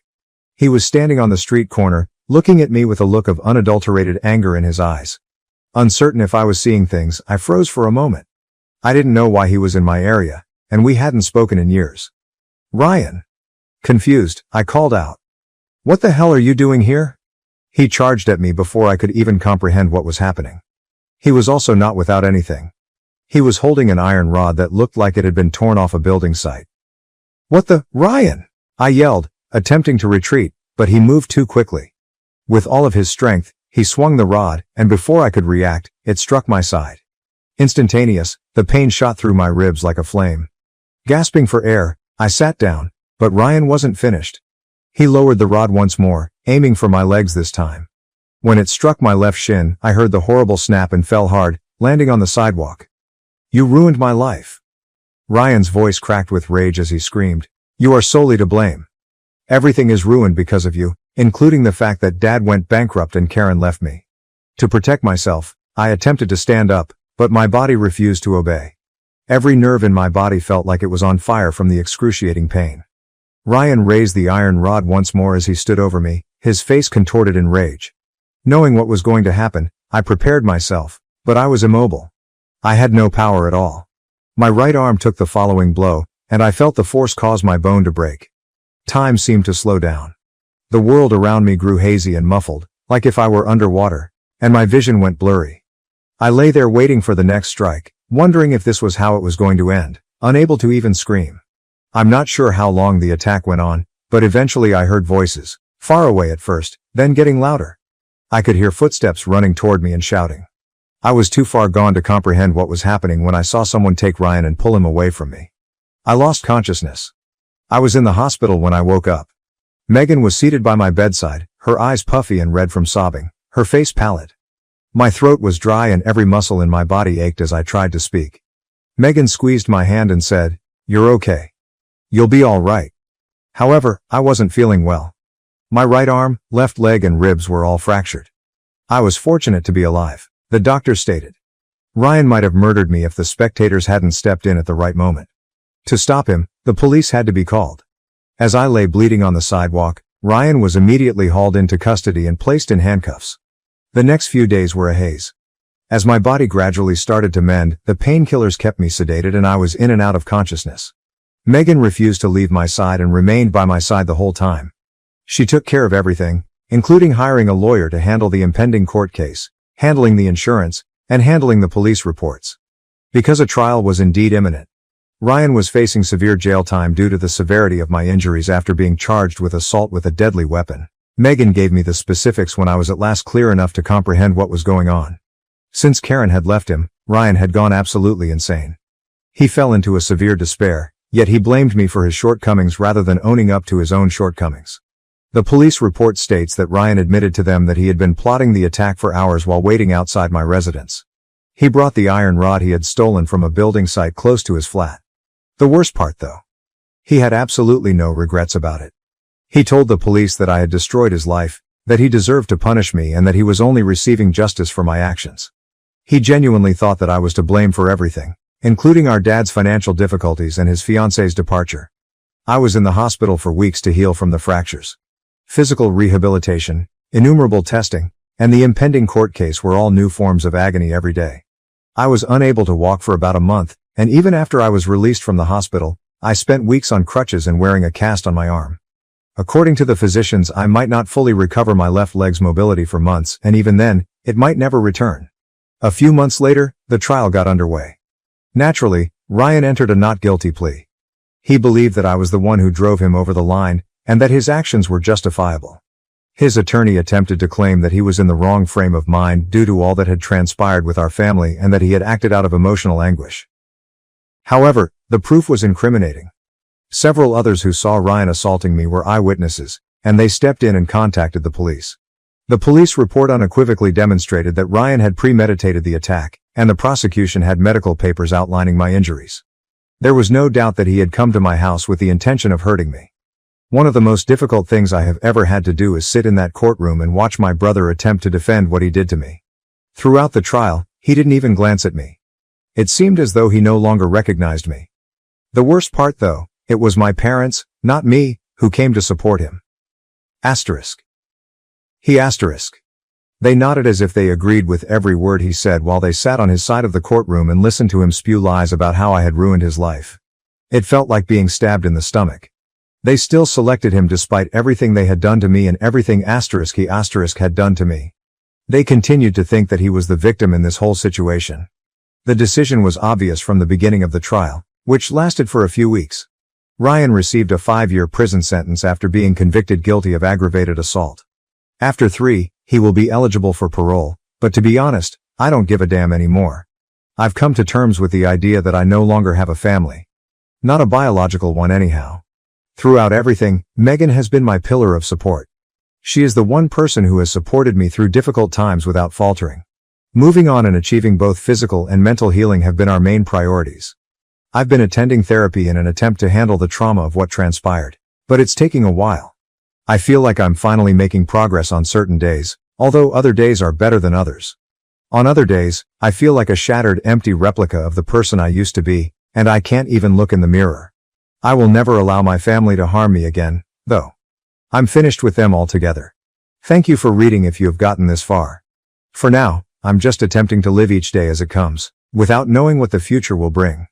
Although there will never be a perfect life, at least I now know who I can trust, and that is more valuable than any family could ever be. My parents perpetrated the most outrageous prank yet, right when I thought I had heard the last of them. About 6 months had passed since Ryan's sentencing. At last, things were beginning to return to normal for Megan and me. We were even discussing creating a family of our own, the nightmares had subsided, and I was improving in therapy. Until last week, things were gradually improving. I was to have lunch with Megan at a cafe close to her workplace.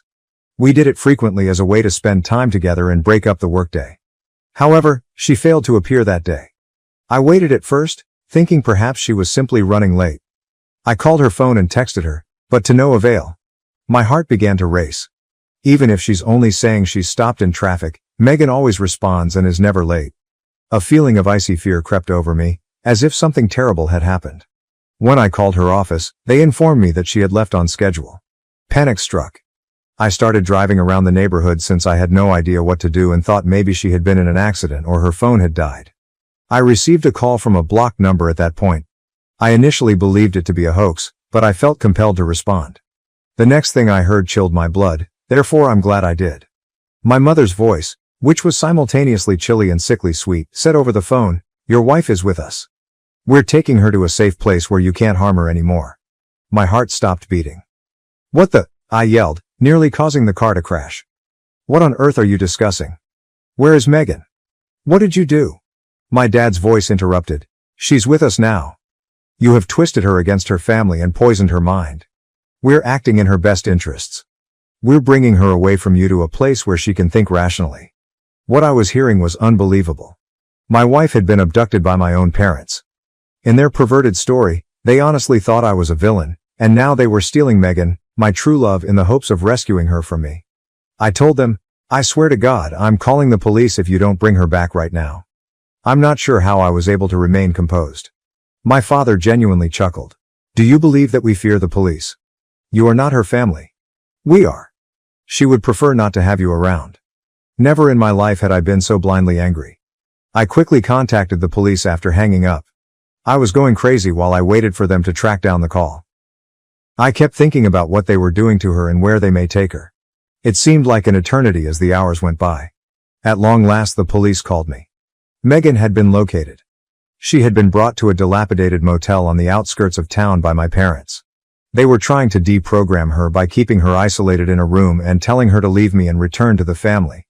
Being the fierce woman that she is, Megan had already escaped the room and fled to the lobby of the motel, where she pleaded with the clerk to call the police.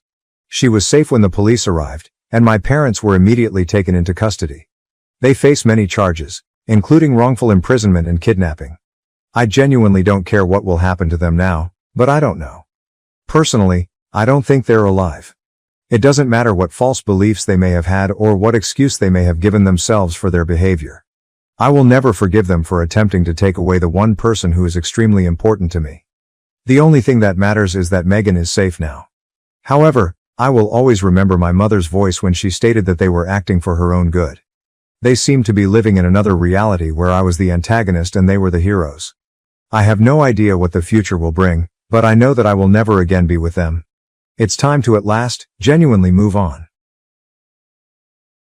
After my family took over my house and tried to push me out of my own room, I kicked them all out.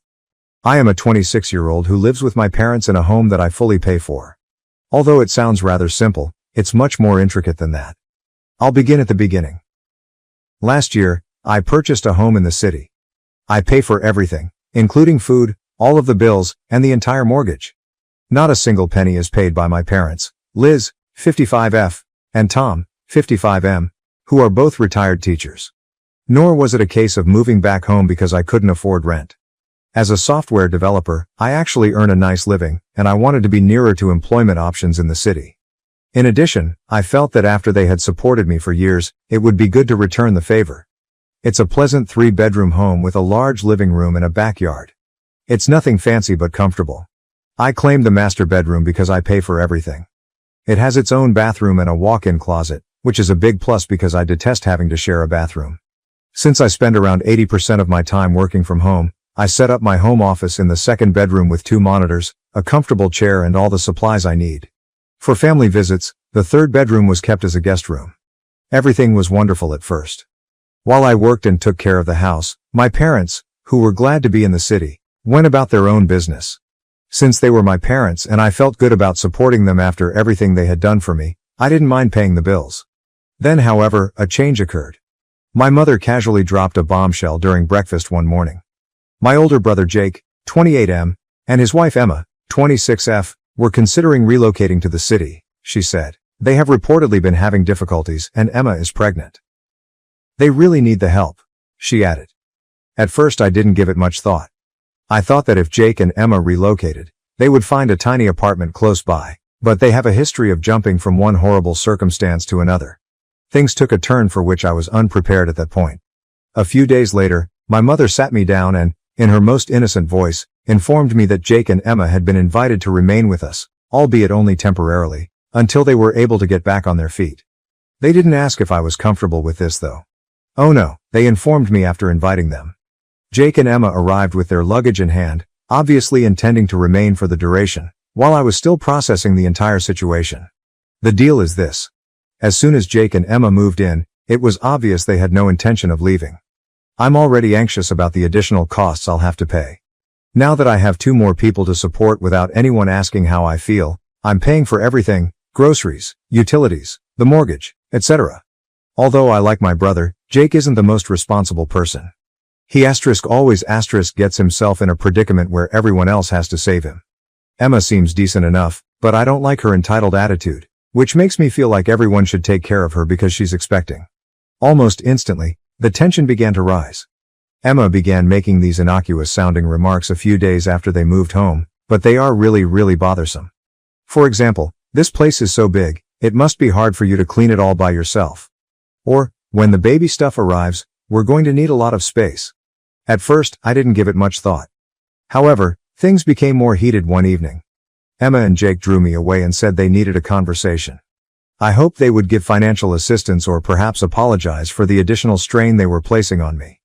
However, no. "So we've been thinking it would make more sense if we took the master bedroom," explains Emma in a relaxed tone. Jake interrupted. "Yeah, the baby's going to need a lot of stuff, and your room has the walk-in closet and private bathroom." And I blinked, thinking I could have misheard. Let me remind you, these two were sitting here recommending that I give up my own room for them and their unborn child, even though I pay the mortgage and everything else. I was suddenly struck with boldness. I said, "Why don't you just take the guest room?" While maintaining my composure. "It's quite large." Emma looked at me as if I had just made a ridiculous suggestion. "There isn't a walk-in closet in that room," she stated. "The infant will require room." I was finished. I refused to give up my room. "You can either locate another place to stay or use the guest room." Jake was somewhat taken aback. As if he was surprised that I wasn't simply giving in. However, Emma was blatantly insulted. I realized then that things weren't going to work out. Things quickly started to go south. I observed Jake and Emma become quite at ease over the course of the following few days. Their belongings were all over the place, with baby magazines strewn on the dining table and shoes kicked off by the couch. Emma even began discussing the crib's location as if she had already made up her mind that they would remain in the master bedroom. I had to attend a meeting in the office one day. For the remainder of the night, the house was strangely quiet. Nobody tried to quarrel with me or knock on my door. They must have realized at last that I was no longer playing around. They didn't deserve to reside in my home if they didn't respect me. That night, I slept better than I had in weeks. First update. I was hoping for a dramatic outburst, or for everyone to finally take me seriously once I handed out the eviction papers. Rather, there was an uncomfortable silence in the home. Due in part to my inability to fall asleep, I woke up earlier than usual the following morning. I was waiting for a certain event. Perhaps my parents would try to persuade me, or Jake might knock on my door and insist that I change my decision. However, none of that took place. The house was deserted when I woke up and entered the kitchen. No parents, no Emma, and no Jake. I even wondered, wishful thinking I suppose, if they packed up and departed in the middle of the night. I waited for someone to say something, anything at all, while I sat at the table and made my coffee. I had no desire to engage in small talk or repeat my explanation. I wasn't going to back down now that I'd drawn my line. I couldn't continue living that way. They had pushed me too far. They showed me no respect, and they certainly showed no respect for the fact that I was footing the bill. My mother eventually entered the kitchen. She appeared to have had little sleep. She simply got a cup of coffee and sat across from me without saying anything at first. It was strange that neither of us knew how to respond to the awkward silence. The stillness was finally broken by her. She spoke softly and wearily. "Honey, I know things have gotten out of hand." I just stared at my coffee and waited for her to continue without saying anything. Even though I knew she would have to apologize in some way, I wasn't going to let her get away with it. She went on, her voice shaking slightly. "I didn't realize how bad things had gotten between you and your brother. I guess I didn't see how unfair it was to you. We were just trying to help them." I was surprised by that. At least not this quickly. I didn't think she would confess. I briefly believed that perhaps she was finally realizing that I wasn't the bad guy in this scenario. However, I was still unable to get over my irritation with all that had transpired. With a stronger tone than I meant, I responded, "You didn't just ignore what I wanted. You always took his side, as if you thought I would give in and let them have whatever they wanted." She stared down at her coffee for a few seconds before speaking. "I understand," she muttered. "However, we reasoned that you've always been the more resilient one. He has never had it easy, Jake." She always used that as an excuse. Jake required more help, he wasn't strong, and he had struggled more. Since I was the one with my life together, it seemed as though they didn't believe I had any boundaries. "You also believe that I've had it easy?" With my rage seething just below the surface, I asked. "This residence was purchased by me. The mortgage is paid by me. The groceries are paid for by me. Do you really believe that I can continue carrying you all indefinitely?" She nodded and groaned. "You're correct. We couldn't have asked for anything more from you. However, Jake, the baby, is on the way." I interrupted her. The baby is not the point of this. You guys haven't shown me any respect, and this is about that. She looked tired as she sighed once again. We believed we were acting appropriately, she ultimately stated. Emma and Jake don't have much. And who is to blame for that? I fired back. I didn't request that they move in. None of this was requested of me. You can't keep saving them by putting me in a bad position. They need to learn how to live their own lives. She seemed to finally comprehend, or at least attempt to, as she nodded. She said, we'll figure something out, in a softer tone. But don't push us away, please. Not in this manner. I tried to relax and sat back. Since they were my parents, I didn't want to expel them. However, I also couldn't continue to live this way. They would have to leave if things didn't change. I said, as quietly as possible, I don't want to push you out. However, things must change. I can't continue to be treated like I don't belong in my own home. She simply nodded silently without arguing. All right, she said. We'll find a solution. She then walked out of the kitchen, leaving me to think alone once more. At least it seemed like they were beginning to take me seriously. Even though I wasn't sure if anything would actually change. When Jake eventually arrived later that afternoon, he appeared to have been holding his rage all day. He simply dropped down across from me in the living room, wearing the same angry look he had worn ever since I delivered him the eviction notice, without saying hello or anything else. I also remained silent and focused solely on my phone. So this is how things will be? At last, he spat, his voice dripping with resentment. Are you really going to expel us? I hardly raised my gaze. I gave you a day. I'm going to contact the police if you're still here tomorrow. Jake snorted and shook his head as if I were the villain. We are related. You don't treat your family like this. I reclined back in my chair and placed my phone down. Yes, family members also don't take advantage of one another. Do you really think you can just take over my house after weeks of freeloading without doing anything? Jake, I'm not your backup plan. After that, he didn't say much. For a minute, he sat there, obviously wanting to dispute, but he ran out of things to say. He understood I wasn't bluffing because I had outlined my criteria. Jake stood up, mumbling to himself, and went off again after a few more uncomfortable moments of stillness. Jake was typical, always fleeing when he didn't get his way. Almost too peacefully, the remainder of the day went by. Even though I had no idea what Jake and Emma would do, I wasn't going to change my mind. They had more than enough time to work things out, yet all they had done was snoop me. Everything would be decided in the following 24 hours. Second update, I got up early once more on the morning of their eviction deadline. I was aware that today would either be the day Jake and Emma moved out or compelled me to file a lawsuit. Oddly enough, I no longer felt angry. I didn't even feel nervous. The only thing left to do was to follow through on what I had already recognized had to happen.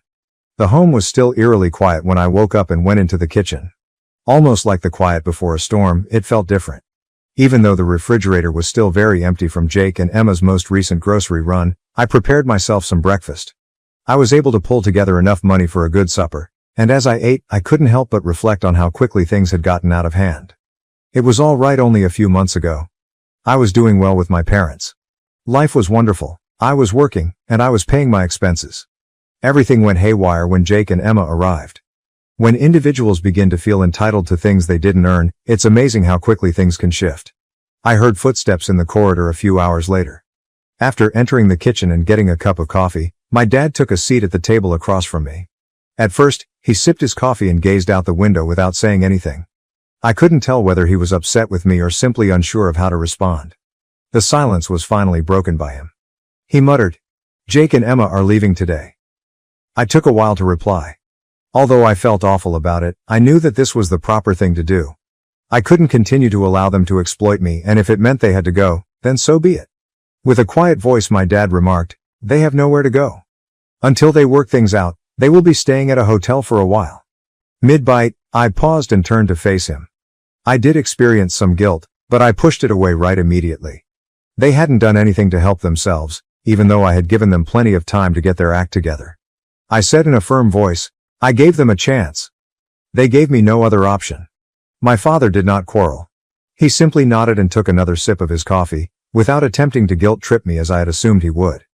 I believe he eventually realized that this time, I wasn't going to back down.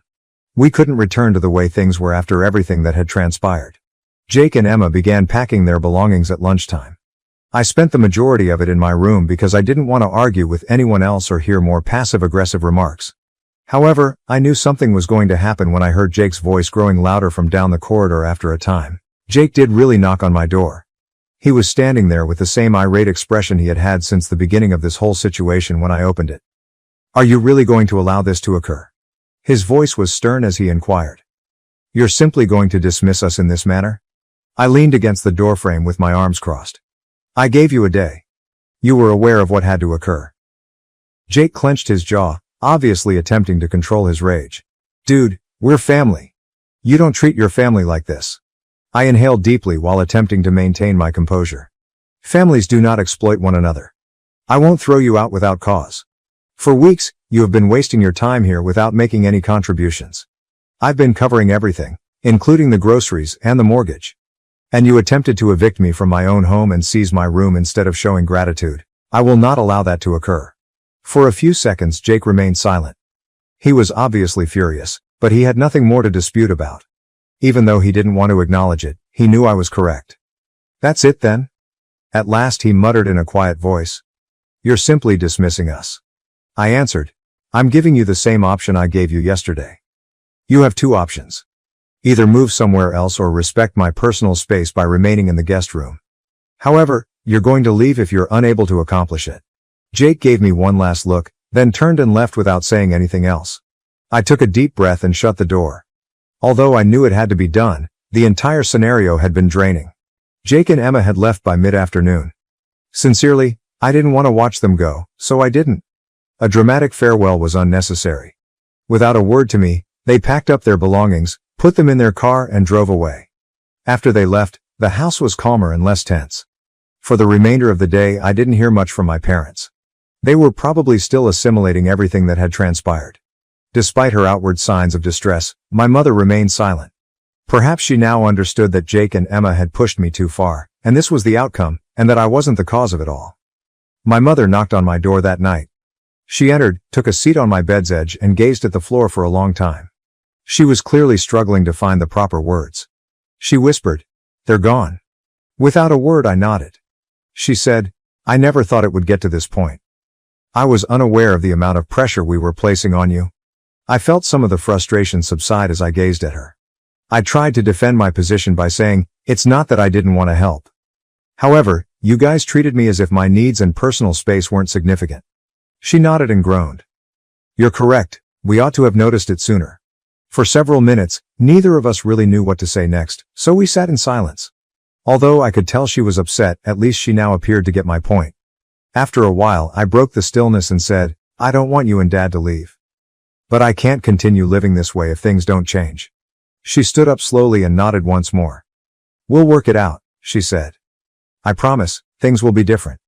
I experienced an odd mixture of relief and fatigue as she walked out of the room. There was still work to be done with my parents, but the matter with Jake and Emma was finally resolved. Even though I knew it wouldn't be simple, at least they seemed open to listening now. I felt as though I could breathe for the first time in weeks. The strain that had been choking me was gone, and the house was silent. Although it wasn't a flawless solution, I was at least able to regain my privacy and, more significantly, my respect. The house fell into a spooky silence when Jake and Emma left. Although I felt as though I could breathe at last, the incident continued to nag at the back of my mind. Even though I had won the fight for my room and my respect, I still questioned whether or not my relationship with my parents would ever truly return to normal. There was no turning back after I had drawn a firm line. Nevertheless, I thought that we could manage to proceed without all of the stress. The following days were peaceful, almost too quiet. My parents were largely private. Occasionally, my mother would say something courteous, but we never discussed the incident. My dad, who has always been the more reticent one, seems to completely avoid any confrontational situations. I wasn't sure if they were still processing everything that had happened or if this was their way of giving me space. In any case, I was fine with the silence. In order to avoid thinking about anything, I threw myself into my work in my home office for the majority of the day. Now, the office served as both my haven and my escape from the turmoil of the previous several weeks. However, I would occasionally catch myself reflecting on how things had transpired. Even though I knew I had made the correct decision, I couldn't help but feel a little awful about how everything had gone so wrong. Something had to give because I had been taken advantage of for far too long. A week or so following Jake and Emma's departure, my mother entered my office as I was working. She seemed to be thinking about something, judging by the way she hovered at the entrance. Are you free for a moment?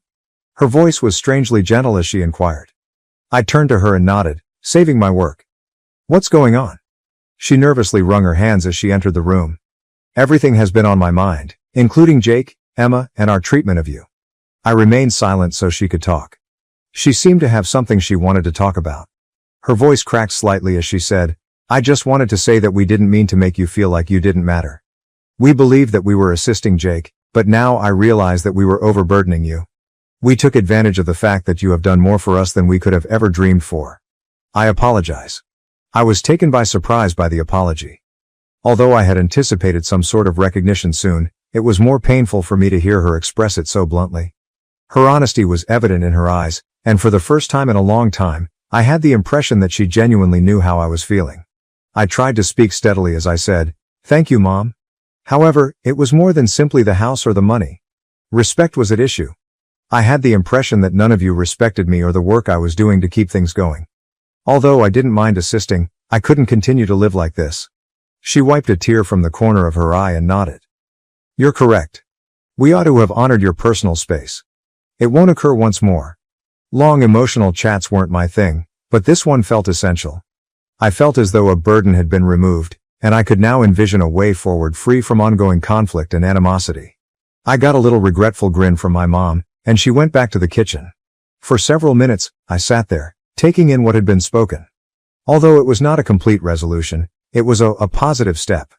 A few weeks later was the actual turning moment. By that time, a new routine had been established in the house.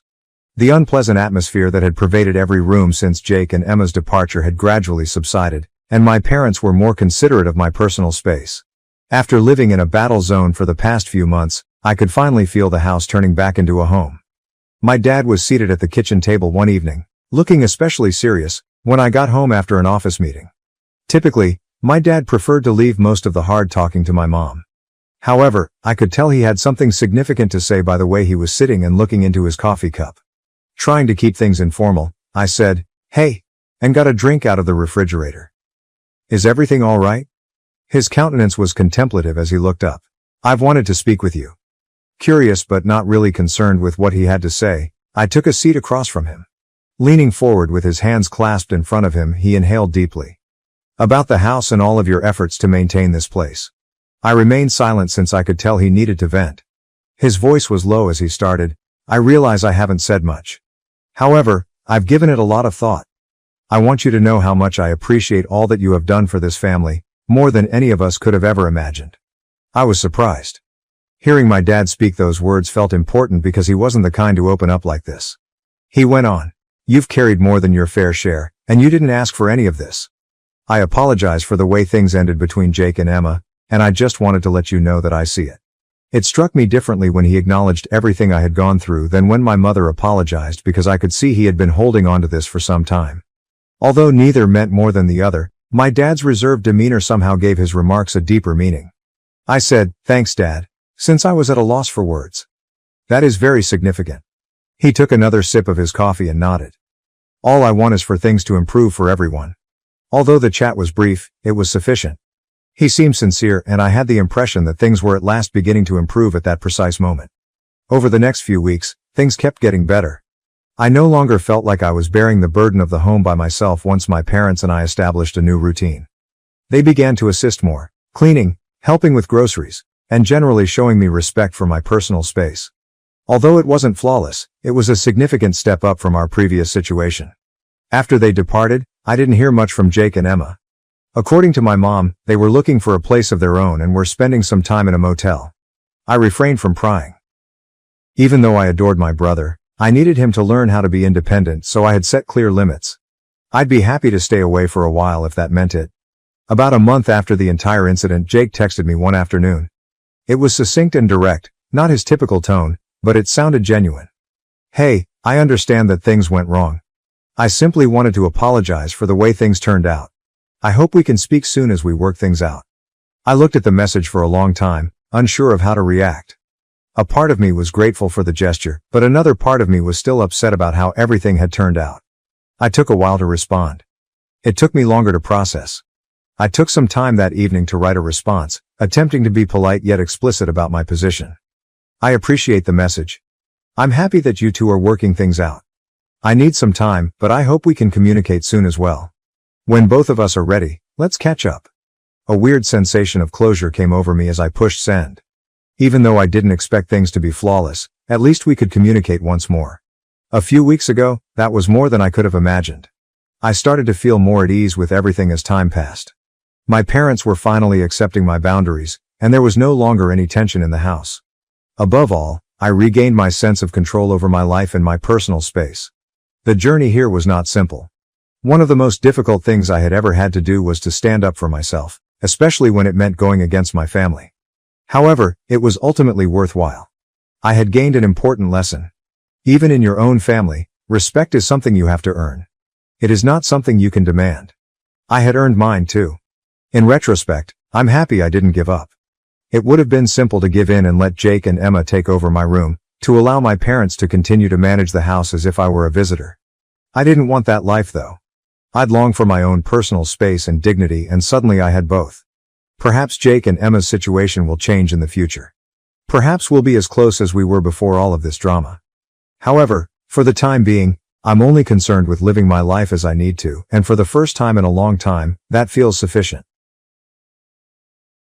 Paid for my wife's family vacation, but sister-in-law excluded me.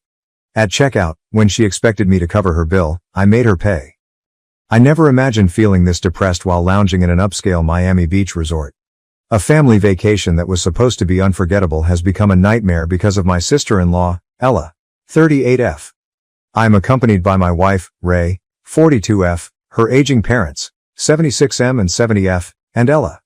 We have been married for 10 amazing years. I'm already at my wit's end because of Ella's treatment of me just 2 days into this vacation. Over the past 10 years, Ray and I have established a pleasant life together. We have both put in a lot of effort to get to the senior positions we currently hold at our respective firms. Our success is reflected in our lifestyle. To break up the routine of our hectic lives, we take at least 3 large vacations a year in addition to a number of weekend excursions. We are able to travel widely since we decided not to have children.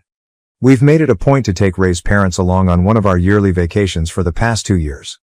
Her mother finds it difficult to travel with her father alone as his health has been progressively deteriorating. The trip this summer was particularly meaningful because Ray's father had mentioned that he had always wanted to go to Miami, where he and his wife had gone on their honeymoon almost 50 years prior. He spoke of it with a certain fervor that betrayed a dread that this would be his final opportunity to relive those treasured recollections. Given how expensive a week in Miami would be, I promptly turned down his offer to help with the costs. I wanted to do this for these individuals since they have been treating me like their own kid for the past 10 years. I can easily afford such costs because of my financial circumstances, and it was well worth the money to witness their happiness upon returning to Miami. When Ella asked to go with us, our journey took a very different turn. Ella has always been in a hard spot financially, unlike Ray and me. Her husband's salary hardly meets the necessities for her 3 school-age children. She would always remark that she hadn't been able to afford a real vacation since her honeymoon whenever we shared pictures from our trips. She came up to us directly this year about going to Miami. I consented even though I knew I would be responsible for all of her costs. Family should support family, after all. Ella's behavior seemed strange from the moment we arrived in Miami. Only a few hours after arriving at our beach resort, the first warning sign arrived. Ella recommended that the family take a picture in front of the breathtaking ocean scenery. In order to get everyone in the photo, I grabbed my phone and prepared to set the timer. She stopped me at that point. "Oh, would you just snap the photo for us? Mom, Dad, Ray, and I are the only 4 people we desire." Her remarks were like a kick to the face. I said nothing, figuring they might have preferred a single picture of their original family. However, this was not an isolated incident. Ella made it the central topic of our trip. She would find a way to keep me out of every restaurant, tourist attraction, and special occasion. She kept saying, "Oh, just the 4 of us," or, "This one's just for family." I took over as the official photographer, spending all of my time behind the lens rather than creating memories with my wife and in-laws. Even worse, Ella began sharing these pictures on social media, fabricating a story about this family vacation in which I didn't exist. My in-laws would encourage me to participate in the pictures, and Ray would occasionally step in and stress that I was also family, but Ella always managed to sway the situation until I was back in front of the camera. For their ideal family reunion, I seemed to be nothing more than a walking ATM and personal photographer. I was looking forward to unwinding in the immaculate pool with its stunning ocean view after a long day of trekking and touring. I was about to enter the water when Ella hit me once again. Will you be able to stay out a while? We want a picture of a girl that only includes Mom, Ray and me. What began as a seemingly simple request ended up involving me standing by the pool for an hour while Ella staged an ongoing photo session. The women appeared first, followed by a picture of a sibling and then another original family picture. Every time I attempted to join them, she would come up with a new combination that conveniently left me out. If my presence was such a hassle, I couldn't help but wonder why she had bothered to come on this vacation. The following day's boat ride incident was far more obvious. When we got to the tourist destination, they provided calm boat rides along the shore. Families with 4 people would love the boat's 2 rows of 2 seats apiece. However, we were only 5. Ella stepped right in with her idea before anybody else could offer a reasonable rotation scheme. She insisted that this arrangement would be perfect for family photos, and made arrangements for Ray's parents to sit together in 1 row while she took the seat next to Ray in the second. In the subsequent boat, I found myself surrounded by strangers. They also purchased a memento of their boat ride with the family. This is the text, punctuated and clearly divided into paragraphs. Currently, Ella's social media feed features the picture. My entire holiday experience was well captured in the souvenir photo from the boat excursion, when I was awkwardly crammed between strangers as my wife and her family had wonderful memories without me. I couldn't help but observe that I was always the one who had to be left out of any situation.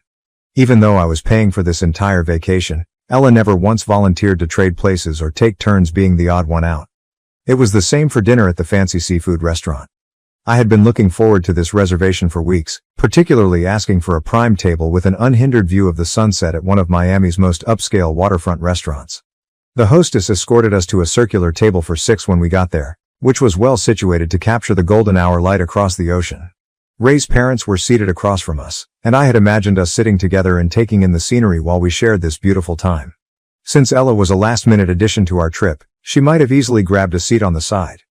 Rather, Ella sat beside Ray before anyone could even bring out a chair, and her parents, of course, took the best seats. With my back to the sunset, I had deliberately planned this dinner around. I was forced into the worst conceivable position, between Ray's parents and the crowded server station. Ella's true colors came out when Ray attempted to defend me by proposing that we reorganize the seating. Telling Ray to stop being so clingy and reminding everyone that this was a family holiday, she yelled at her sister. As the evening wore on, the dinner only grew worse. I made an effort to engage in the discussion in the hopes of discovering some points of agreement, but Ella had other ideas. She would purposefully direct the conversation away from me and toward things like high school escapades, family inside jokes, and childhood recollections whenever I tried to participate. Ella would constantly interrupt and reroute the conversation, even when Ray and her parents attempted to incorporate me by providing background or making connections between stories and current affairs. I felt like an outsider peering in at my own dinner table because of the unbreakable wall of shared history she built. I had stopped attempting to join in by the time dessert came. It was during our scheduled spa day that the last insult occurred. I had carefully set up private suites in the resort's opulent spa, one for Ella alone, one for her parents, and one for Ray and myself. I believed that the 4 of us could still enjoy the spa treatments together until my father-in-law opted to stay back at the beach because he wasn't feeling well. Ella, however, saw another chance to keep me out. She smiled and said they needed a girls' day at the spa, so I should keep her father company instead. She was once again forcing me to cancel an event I had organized and paid for, and she was using my father-in-law's illness as leverage to make me appear self-centered if I objected. The manipulation was clear. Despite not going as planned, the day ended up being better than I had anticipated. My father-in-law and I had one of our most sincere talks ever while we were sitting on the beach. We connected in a level we had never experienced before as he told us stories about his life and gave insights from his years of expertise. I wanted to vent my aggravation that had been building up over the trip by telling him how his younger daughter was treating me. However, I couldn't bring myself to burden him with family trouble when I watched him relish the ocean wind and share his recollections with such contentment. One night in our hotel room, I had attempted to have a private conversation with Ray about this. She admitted that I felt upset, but her remark only made me more perplexed. She explained how their father's frequent military deployments had affected their childhood and implied that Ella's actions might not have been deliberate. Ella may be frantically attempting to relive those lost family times as their father's health deteriorates. They seldom ever took formal family holidays together. I started to doubt myself after hearing Ray's explanation. Did I come out as too sensitive? I was paying for the vacation, so was it improper of me to expect to be included? I realized how much Ella's actions had damaged my confidence since I was even doubting my right to be wounded. Update 1. The influx of encouraging comments I received after posting about my difficulties online confirmed what I'd been feeling all along. People remarked that Ella's exclusionary behavior was too regular to be coincidental and that her behaviors demonstrated deliberate aim rather than careless oversight. Their viewpoints made it clearer to me that this was about fundamental respect and acknowledgement as a family member, not about having the right to be included just because I paid. My wife attempted to use their early experiences to justify her sister's actions, but the truth was more straightforward. Whatever Ella's reason, what she was doing wasn't acceptable. The persistent isolation and disrespect had gotten out of hand by the last few days of our journey to Miami. My breaking point was finally reached the morning before we left. In our hotel room, I sought some alone time with Ray and confronted her about her passive attitude during the trip, but her response remained centered on maintaining harmony. Although she admitted to observing Ella's actions, she maintained that confronting her would just cause drama and ruin what might be one of their father's final family vacations. Although what she said made sense, it seemed like yet another betrayal. Once more, family unity was being sacrificed at the expense of my sentiments. Something changed inside of me at that very instant. I nodded in agreement with Ray's request to move on, but my mind was already working out a strategy. Ella had joyfully savored the opulent lodging and facilities I was offering her, and she had spent the entire vacation treating me like an unwanted stranger. She seems to have forgotten that I was paying for every meal, activity, and spa treatment she had received during this entire trip. Maybe it was time to let her know exactly what it meant to pretend that I wasn't a member of the family. I started my strategy on the last morning we were in Miami. Claiming that Ella and I would follow, I casually advised Ray to take her parents to the airport before us. Ray quickly saw through my motives. "I understand what you're attempting to accomplish," she muttered. Her little nod was all the acknowledgement I needed. "Sure you know," I said, "and now you can remain neutral, as you have been for the whole trip." Ray appeared prepared to let karma run its course after observing her sister routinely keep me out of every family gathering for a week. When they were gone, I brought my well-thought-out plan to the front desk. The hotel's billing method was advantageous to me. All extra fees accrued during the stay were paid at checkout, even though the room rates had been paid in advance. Assuming I would pay for everything, this included every room service order, spa treatment and poolside cocktail Ella had freely consumed. In an attempt to justify it for tax purposes, I asked the management to divide the bills by suite.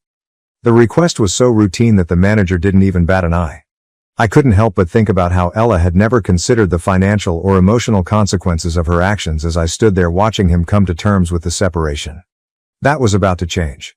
I paid for my own accommodation and my in-laws' suite and then waited for the big reveal. Ray's father's mobility challenges and wheelchair arrangements required additional time, so she and her parents were already en route to the airport.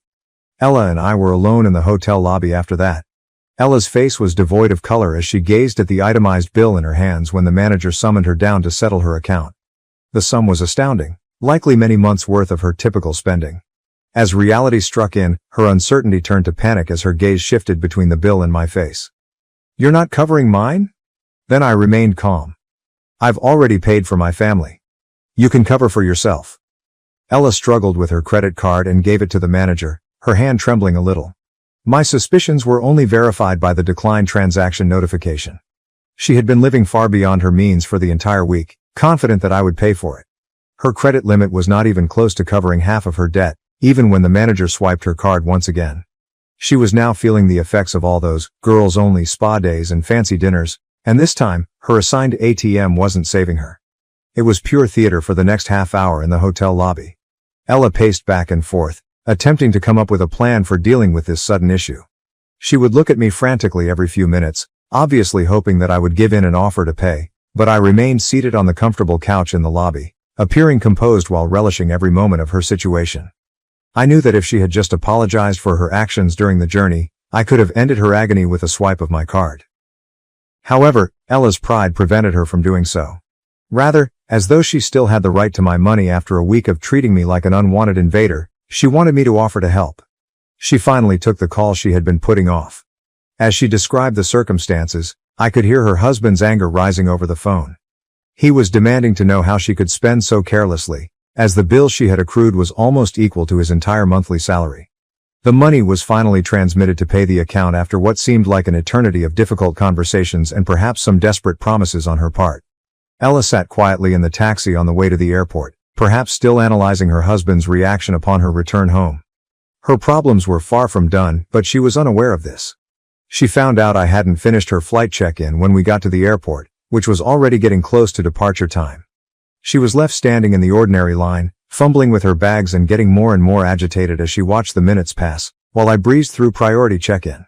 When I had discreetly booked business class upgrades for Ray, her parents, and myself at the gate, a pleasant surprise to round off their trip comfortably, that was the last straw. But Ella stuck with her original budget seat. The full tale was conveyed by the expression on her face as she walked past our roomy business class seats. She remained silent, but her stiff posture and clenched jaw said a lot. We had first-class service up front, but she sat in economy the whole time. At last, Ella's calmness broke the instant we touched down.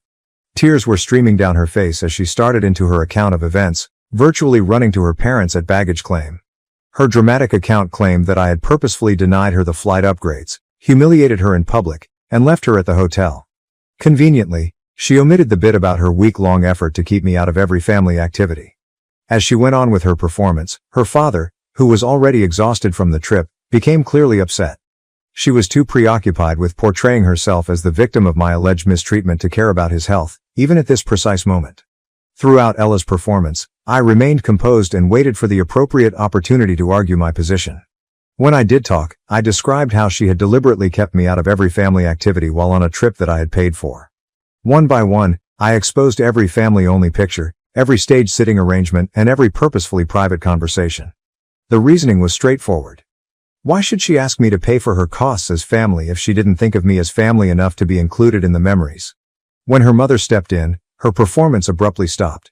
Ray's mother had had enough of her daughter's antics after a week. Firmly, "Ella, enough," she said. "We don't want to get involved. We noticed you cornering him the whole time. We urged you to include him, but you had your own plans to sideline him. Now deal with it." Ella reacted even more brutally, refusing to take responsibility. When she accused me of controlling the family with money, her true colors came out. "You partnered with your husband to humiliate your sister, your own blood," she yelled, turning to face Ray. "You'll see what this man is going to do to you. He's going to sleep with another woman right under your nose, and you won't be able to do anything. You're blinded by his money." Ray responded angrily to the unfounded accusation, making the baggage claim area seem like a scene from a family drama. Without Ray's father, the situation might have been worse. He had sat in respectful silence the entire journey, watching everything but saying little. His straightforward remark, "Ella, your brother-in-law has done enough for you. If you can't appreciate it, better keep your mouth shut," put an end to Ella's outburst, but the harm to family ties had already been done. There was a profound stillness in the airport terminal following my father-in-law's last remarks. With quiet firmness, he asked to depart right away, and I hurriedly assisted him to the car. Ella stood there by herself as we drove off. Even though she was 70 miles from home, she was too proud to beg for a ride. I knew the taxi fee would be exorbitant because she had arrived with us and hadn't brought her own car to the airport. However, after a week of her purposeful seclusion, I lost the will to care. It was a quiet journey to my in-laws' house. They both sincerely thanked us for the vacation when we got there. The extended embrace from my father-in-law conveyed more than words could possibly express. Everything was validated by that hug. After we got home, Ray and I resumed our regular routines and at first avoided talking about what had transpired. Until Ray finally broke the quiet a few days later, the subject remained unexplored. She disclosed that Ella was dealing with severe financial repercussions. Her husband was seeking full reimbursement since he was upset over having to save her. Ella found it difficult to handle the payback as well as her usual credit card obligations when he declined to save her pompous butt, as he described it. Ray was in favor of what I was doing, but she subtly hinted that I could have gone too far. However, she admitted that her sister had required this wake-up call even as she was saying it. For years, Ella had treated people with disdain and exploited their charity. It felt like long overdue justice that she was now being held accountable for her acts. I was able to honestly respond that I didn't regret my choices when Ray asked. Ella had selected her own tuition, by her actions, and often the most expensive lessons are also the most successful. An update on Thanksgiving: I got a range of responses after posting my tale online. Some said that I was too severe and that I ought to have just paid the price to maintain harmony. In order to finance everyone's lavish vacation, they wanted me to be a doormat and silently accept being treated like an outsider. However, I refuse to be used that way since I'm aware of my value. I only wanted Ella to be treated with basic respect and included in family events. I never intended her to grovel or become my servant. Her pride was more important to her than making amends, yet even after everything, I would have paid for her expenditures if she had just admitted her mistake and apologized. In actuality, Ella and I never had a close relationship. When she would visit Ray, our interaction was limited to courteous greetings at family events. Over the years, we didn't have any meaningful conversations or a true connection. Nevertheless, because she was family, I readily agreed to pay for her trip when she requested to go on the vacation. That kindness ought to have at least gained her some fundamental respect, but instead it seemed to strengthen her resolve to keep me out of her life. Ella's husband was still furious that he had to spend all of his money to pay for her exorbitant expenses. She had accrued a bill that was almost equivalent to his monthly wage. If their spouse spent a week acting like a princess on someone else's alleged dime, no working individual would be pleased to see their hard-earned money go. However, rather than take ownership of her actions, Ella did what she does best, which is to fabricate a story in which I am the villain who purposefully humiliated her and she is the victim. Knowing that Thanksgiving might be one of the final holidays spent with my father-in-law due to his deteriorating health, my mother-in-law had been organizing an extra special celebration during the planning stages. However, Ella's husband's refusal to go threw a wrench in the preparations. Why? He couldn't tolerate being seated at the same table as someone who would make fun of someone who wasn't as wealthy. My mother-in-law finally had enough at that point. She sat him down and told him everything about Ella's actions on the trip to Miami. She said to him, "Check out the pictures from the vacation. Really look at them." Ella's own social media post had photo after photo of me being purposefully left out, shoved behind the camera, or forced to sit apart. It was impossible to ignore the visible evidence of my systematic exclusion. My mother-in-law described how she and my father-in-law had made several attempts to involve me, but Ella had always found new methods to keep me out of the picture. I had always respected Ella's husband, so this was very painful. Although we weren't close friends, we always had cordial and courteous interactions on Thanksgiving and other holidays. I had never denigrated him because of his financial circumstances. I had never even entertained such ideas. We were only two men who had joined the same family and were doing our best to provide for our wives and help out where we could.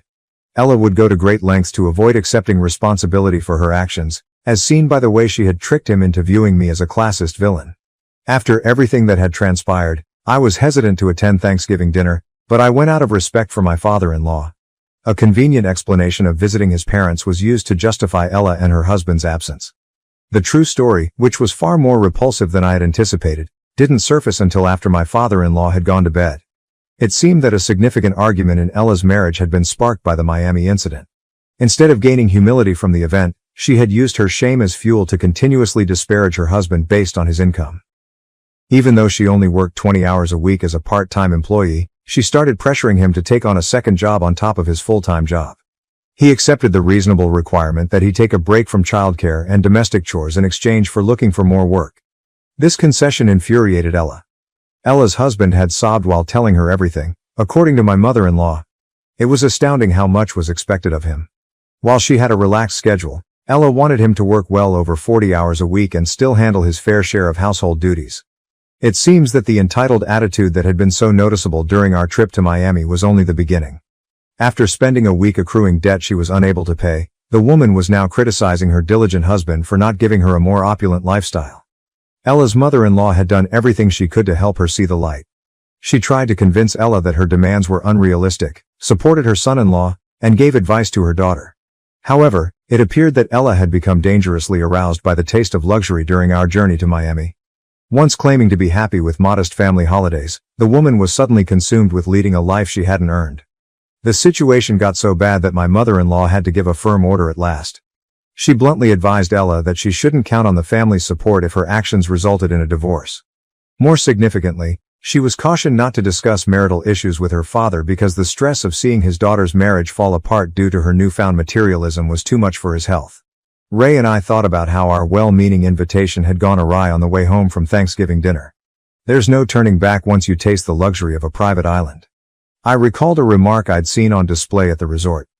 Once you experience the luxury of a private island, you'd never set foot on a public one. This also applied to someone who had entered business class after years of economy. Her spouse was now suffering because we had unintentionally allowed Ella to see a way of life she couldn't support. I felt bad about the whole thing, not because I forced her to pay her own expenses, but because I exposed her to a lifestyle that had so thoroughly distorted her viewpoint. She momentarily had luxury, But now her husband, a kind man who worked hard to support his family, was being punished for not being able to sustain it. All I could do was hope she would change her mind before ruining her marriage to live a lifestyle she couldn't afford.